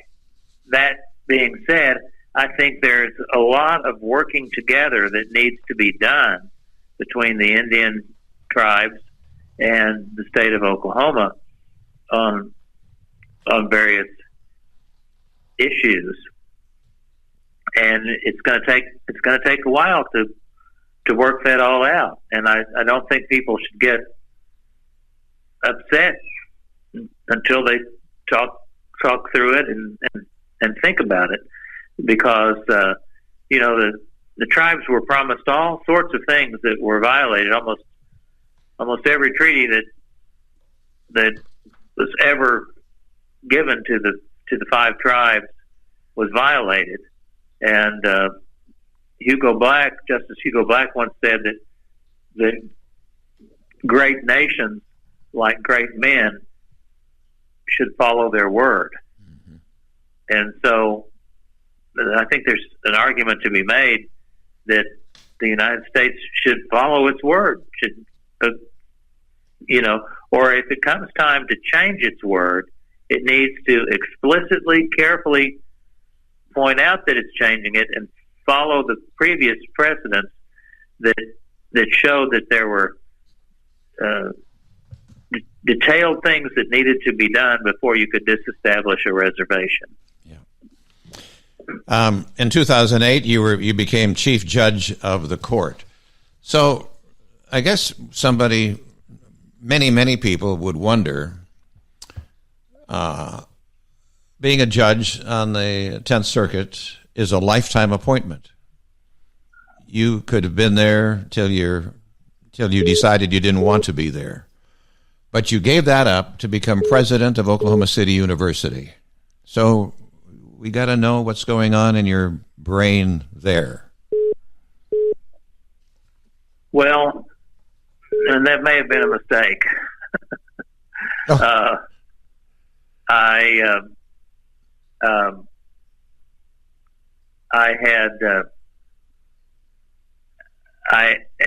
had always wanted to be, along with the United States Senators, something else I wanted to be was the Liberal Arts College president. And that opportunity came, and also I had some financial issues again. My daughter had just been in New York University, which is one of the most expensive places on the planet to go, and my son was in a private school too, and I felt like I needed to make some money to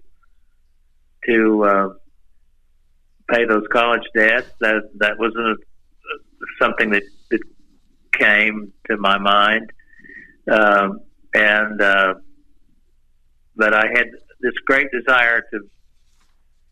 I love the liberal arts and the pursuit of the liberal arts, the glories of Greece and of Rome. I've always, from my childhood, my favorite book is the Iliad. Okay.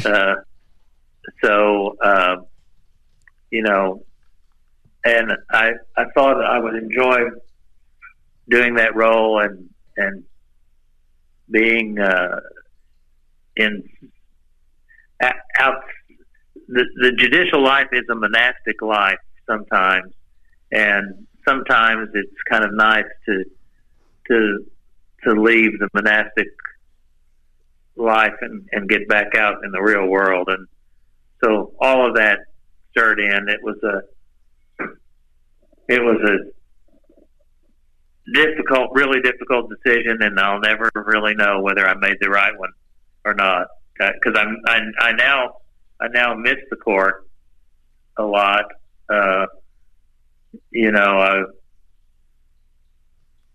Some of my judicial colleagues have passed away, and I miss them greatly. And it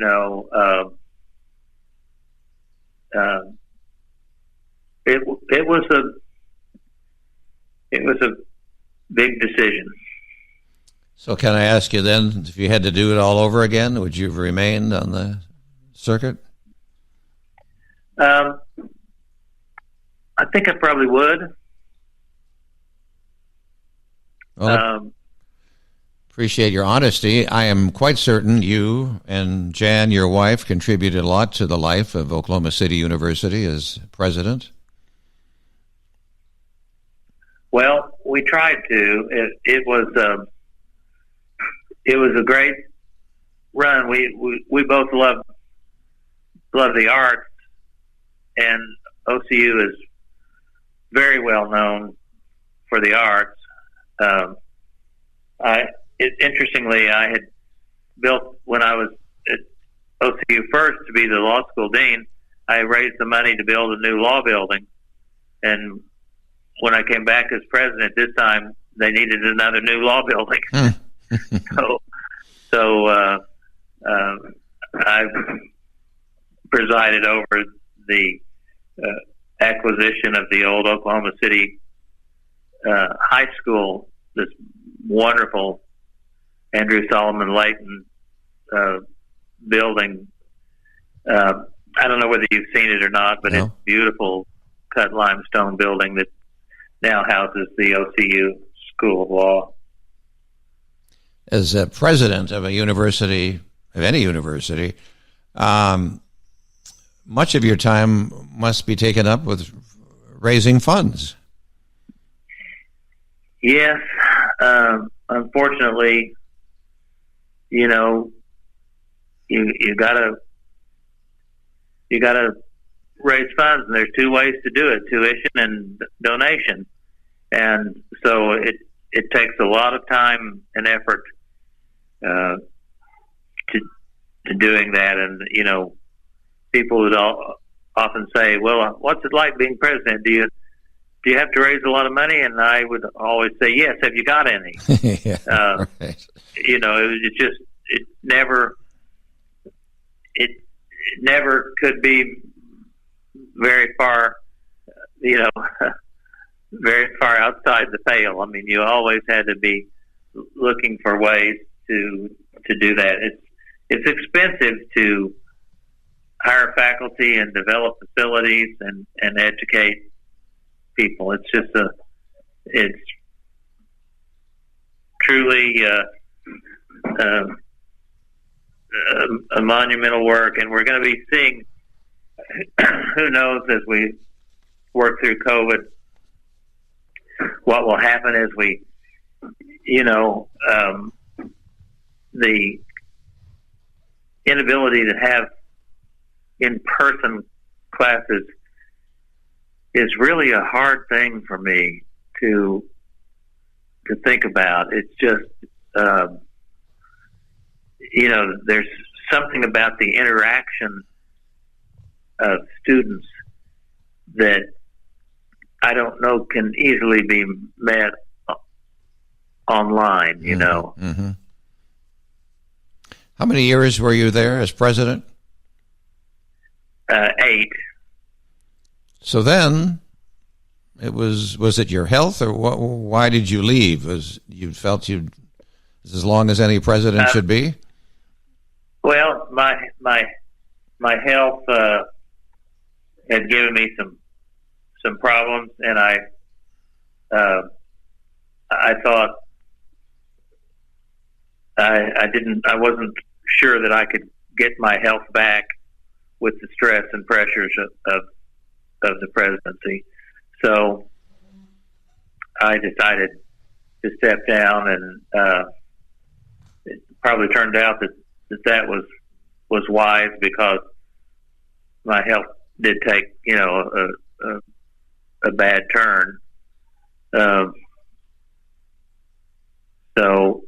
But anyway, I'm doing better now. Right. And then you're now with a law firm. What type of law are you working with? I'm actually by myself, but I share space with Witten and Burridge. Reggie Witten and Mike Burridge are two of the most fabulous lawyers in America, really. Just absolutely outstanding. And they have allowed me to share space in their fabulous offices here in Oklahoma City. And I've done some mediation work, settling cases through mediation. I've done quite a bit of that. And then also done some consultation and work on Indian law matters. Mm-hmm. Here's a name I'd like you to comment on, and that is that of Angie DeBow, who was one of our great historians, and talk to her about why she's so meaningful to our state. Well, I'm glad you mentioned her, because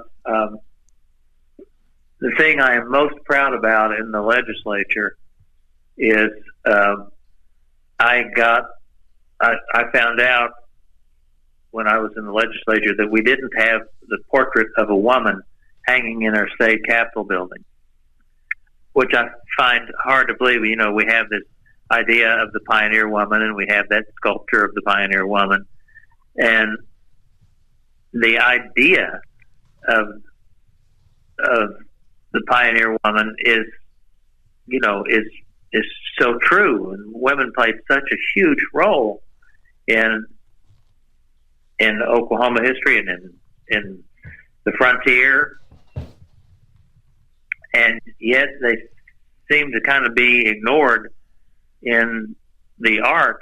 And so Penny Williams and I joined together and got Angie DeBow's portrait painted and hung, and it was the first woman's portrait hung in the state capitol, and it's in the Rotunda area, along with Robert S. Kerr and Will Rogers and Sequoia.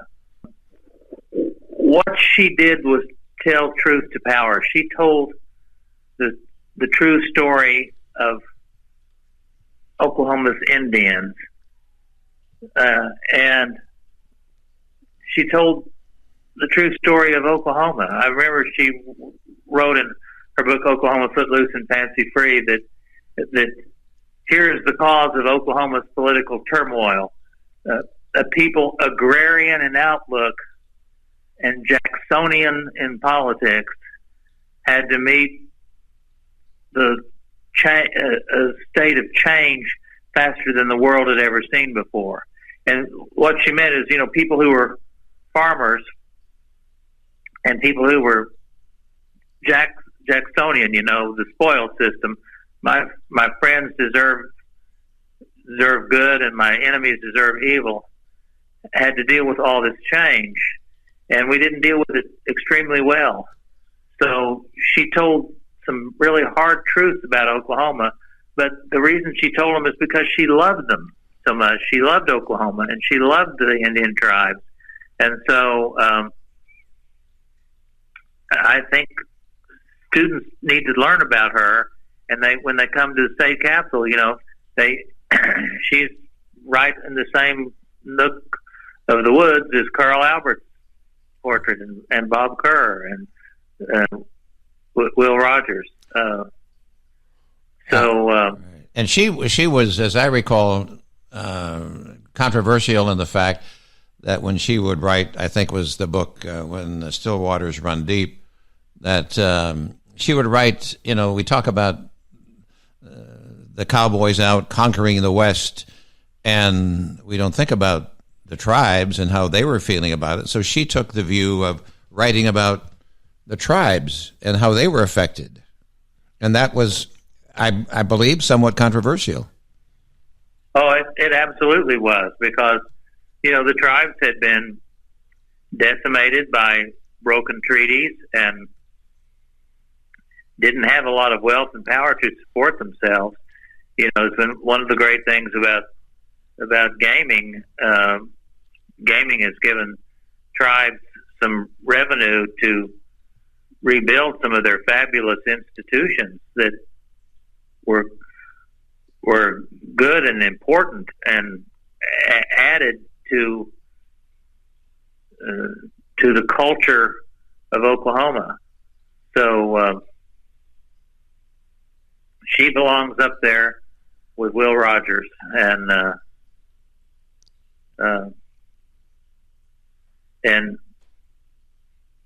can I say one other thing about Will Rogers? Yes. I was just thinking, Ogden Nash wrote a book of epitaphs before people died, and he wrote one for Will Rogers that said something like this: I came with gum and grin and lariat to entertain the proletariat, and with my Oklahomely wit, I brightened up the world a bit. So I think that's, I think it's really neat that Angie faces Will Rogers there, and she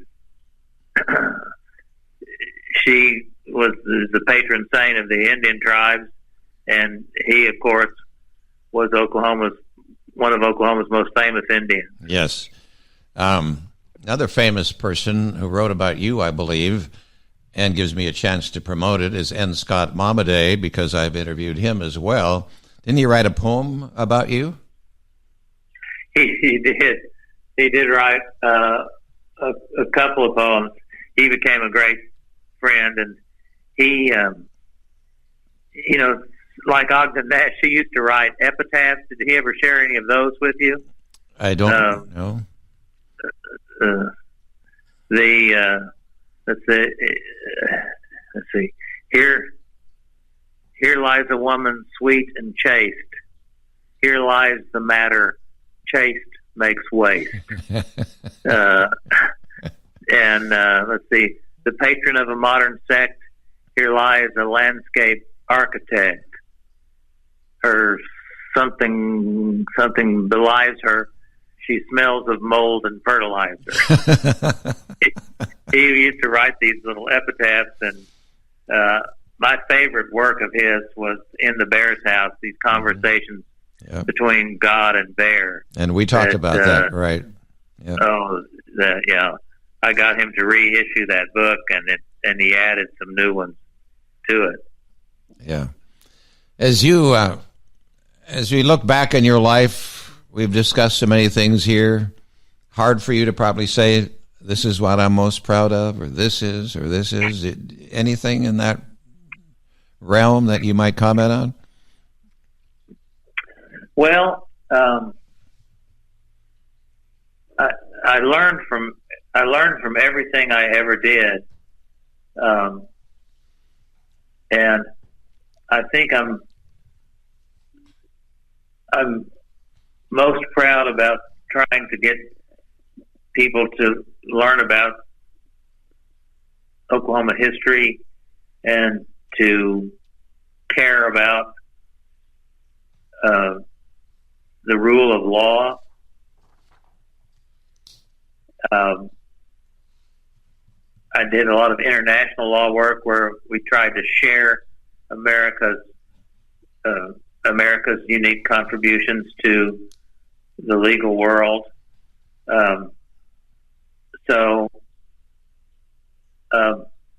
Oklahoma's been very good to me, and I think it's a place that, we still have lots of problems and lots of needs and lots of things that need to be addressed. And, that's one reason why I so like this series that you have created. I think it's unique. There's nothing else just quite like it that perpetuates some wonderful truths about Oklahoma and reminds us of some hard truths too, that we need to go back and work on and try to improve. Thank you. You would have been a great history professor. Well, I used to try to teach a little history, but What do you say to students, high school graduate people, youngsters who listen to Voices of Oklahoma and they use it as research and all? What do you say for them who are coming out into the world? Well, who was it? Those who don't study history are doomed to repeat it. Was it Toynbee or somebody said that? It's, if we don't study our history, it is likely to come back and bite us in the butt. Yeah. And it's just like the things. I've told a few things here today that I wouldn't normally tell. I've never talked about the cheese room publicly before, but I think it's important when people are studying that they learn about these things and how they happen, and they learn about Henry Bellman, which you quite appropriately interviewed him at his farm, which is a cool thing. And Stephanie Seymour, there's so many things that women just think nothing about having the right to do them now, but people like Stephanie Seymour fought to make those things happen. Right. Then we have in our library so many stories of how blacks were treated in Oklahoma in the 40s and 50s, and I have probably 10 to 15 individuals who talk about that. And so the blacks of today can look back on that and say, wow, I can't believe that's the way it was, but they fought for their rights today, and that's how history... We look back on history. I feel funny even talking to you like this because you know more about it than I do. But it becomes a pathway to the future where you look back and say, oh, they did that. Well, that was wrong. Well, we don't have to live through that. Now we can move ahead without having to experience that. That's why history is so important for today and the future. Well, Angie DeBow and Danny Goebel made us understand that so much of our political culture in Oklahoma is Southern, that's that agrarian, Jacksonian business, and we still have a lot of Southern culture. The race issues in Tulsa, the 1920 race massacre there, what an astonishingly difficult, terrible thing that was for this state, and there's still wounds from some of these things that if we don't talk about them and don't understand them, we won't overcome them. Right, and your reference to that makes it real current. Today in our newspaper, the Tulsa World, is a mass grave that was opened in the last 2 days where they found 18 male bodies, and there's always been that thought that there are mass graves as a result of that riot. And sure enough, and they don't know for sure now, but they kind of feel like maybe that's a possibility. And they were all in coffins, but it was all unmarked. And here I said October 23rd, 2020, they decided to cover them back up again, make sure that laws are adhered to, and they probably will exhume them in the spring. So here we are from 1921 to 2020, we're still dealing with that issue. And, and we're dealing with white supremacy. Yes. And it's an issue in this presidential race even. I heard an interview the other day about a white supremacist who's running for the state legislature, and and not retreating from those views. Yeah. Not our state legislature. I'm happy to say it's in Idaho. Right. Idaho, excuse me. And then we could go on and on here. We'll wrap this up. But the Holocaust, we talk about that. I have 3 interviews of those who went through the Holocaust, and they want to keep talking about it so that it doesn't happen again. And so I'm happy to have those voices. And of course, there are many more out there that survived the Holocaust, but they all want to talk to say this is the way it was. Because in Europe, who knows what can still come about again, and they're nervous about that. Well, I've never understood anti-Semitism, and how the Christian right, the Christian far right, sometimes embraces that, because Jesus was rather Jewish, Yes. and that makes no sense to put some sort of religious basis for the Holocaust. It's just astonishing, and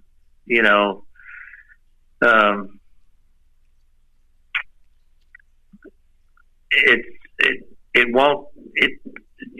just won't go away. No. So then I always ask at the end of an interview how you would like to be remembered. And I don't know how much thought you've given to that, but I just throw it out. And how would you like to be remembered? Well, I haven't given it some thought. I guess with all the health difficulties I've had lately, I ought to think about doing that. I have been given 4 honorary doctorates from Oklahoma's 4 premier universities, and I hope that suggests that I was standing for the liberal arts tradition, and de Tocqueville, Alexis de Tocqueville said, "America is great because America is good," and I hope that that's what I stand for, and that's what I believe the better aspects of the liberal arts tradition, and how that can help Oklahoma. Oklahoma is poor, and we are ignorant about a lot of things, and we have to admit those things and deal with both of them. We need to improve the wealth of our people, and we need to improve the knowledge that we have. Yep. And one of the things that makes that happen is, remembering our history, which we come back again to the remarkable job that you've done. And I'm just very grateful. One of the things I'll be remembered for is that I was interviewed by you, and somehow, unless you change your mind, somehow I made it into this august list of people. Well, believe me, it's my honor to have interviewed you, and I've known you, of course, for many, many years. And so to us finally do this is a great honor, and it'll be a great interview to add to our library. And I thank you very much for this interesting several hours that we have spent together. You know, and one more question I was going to ask you. Your sense of humor is great. It's I appreciate it, and of course many do. Does that come in your family? Did your parents, grandparents, did anybody else show up with this kind of sense of humor that you have? My father, he was always, he was known for telling jokes and telling stories, and he just had a great sense of humor. Thank you, Robert. Talk to you later. All right. All right. All right. Bye. Bye-bye.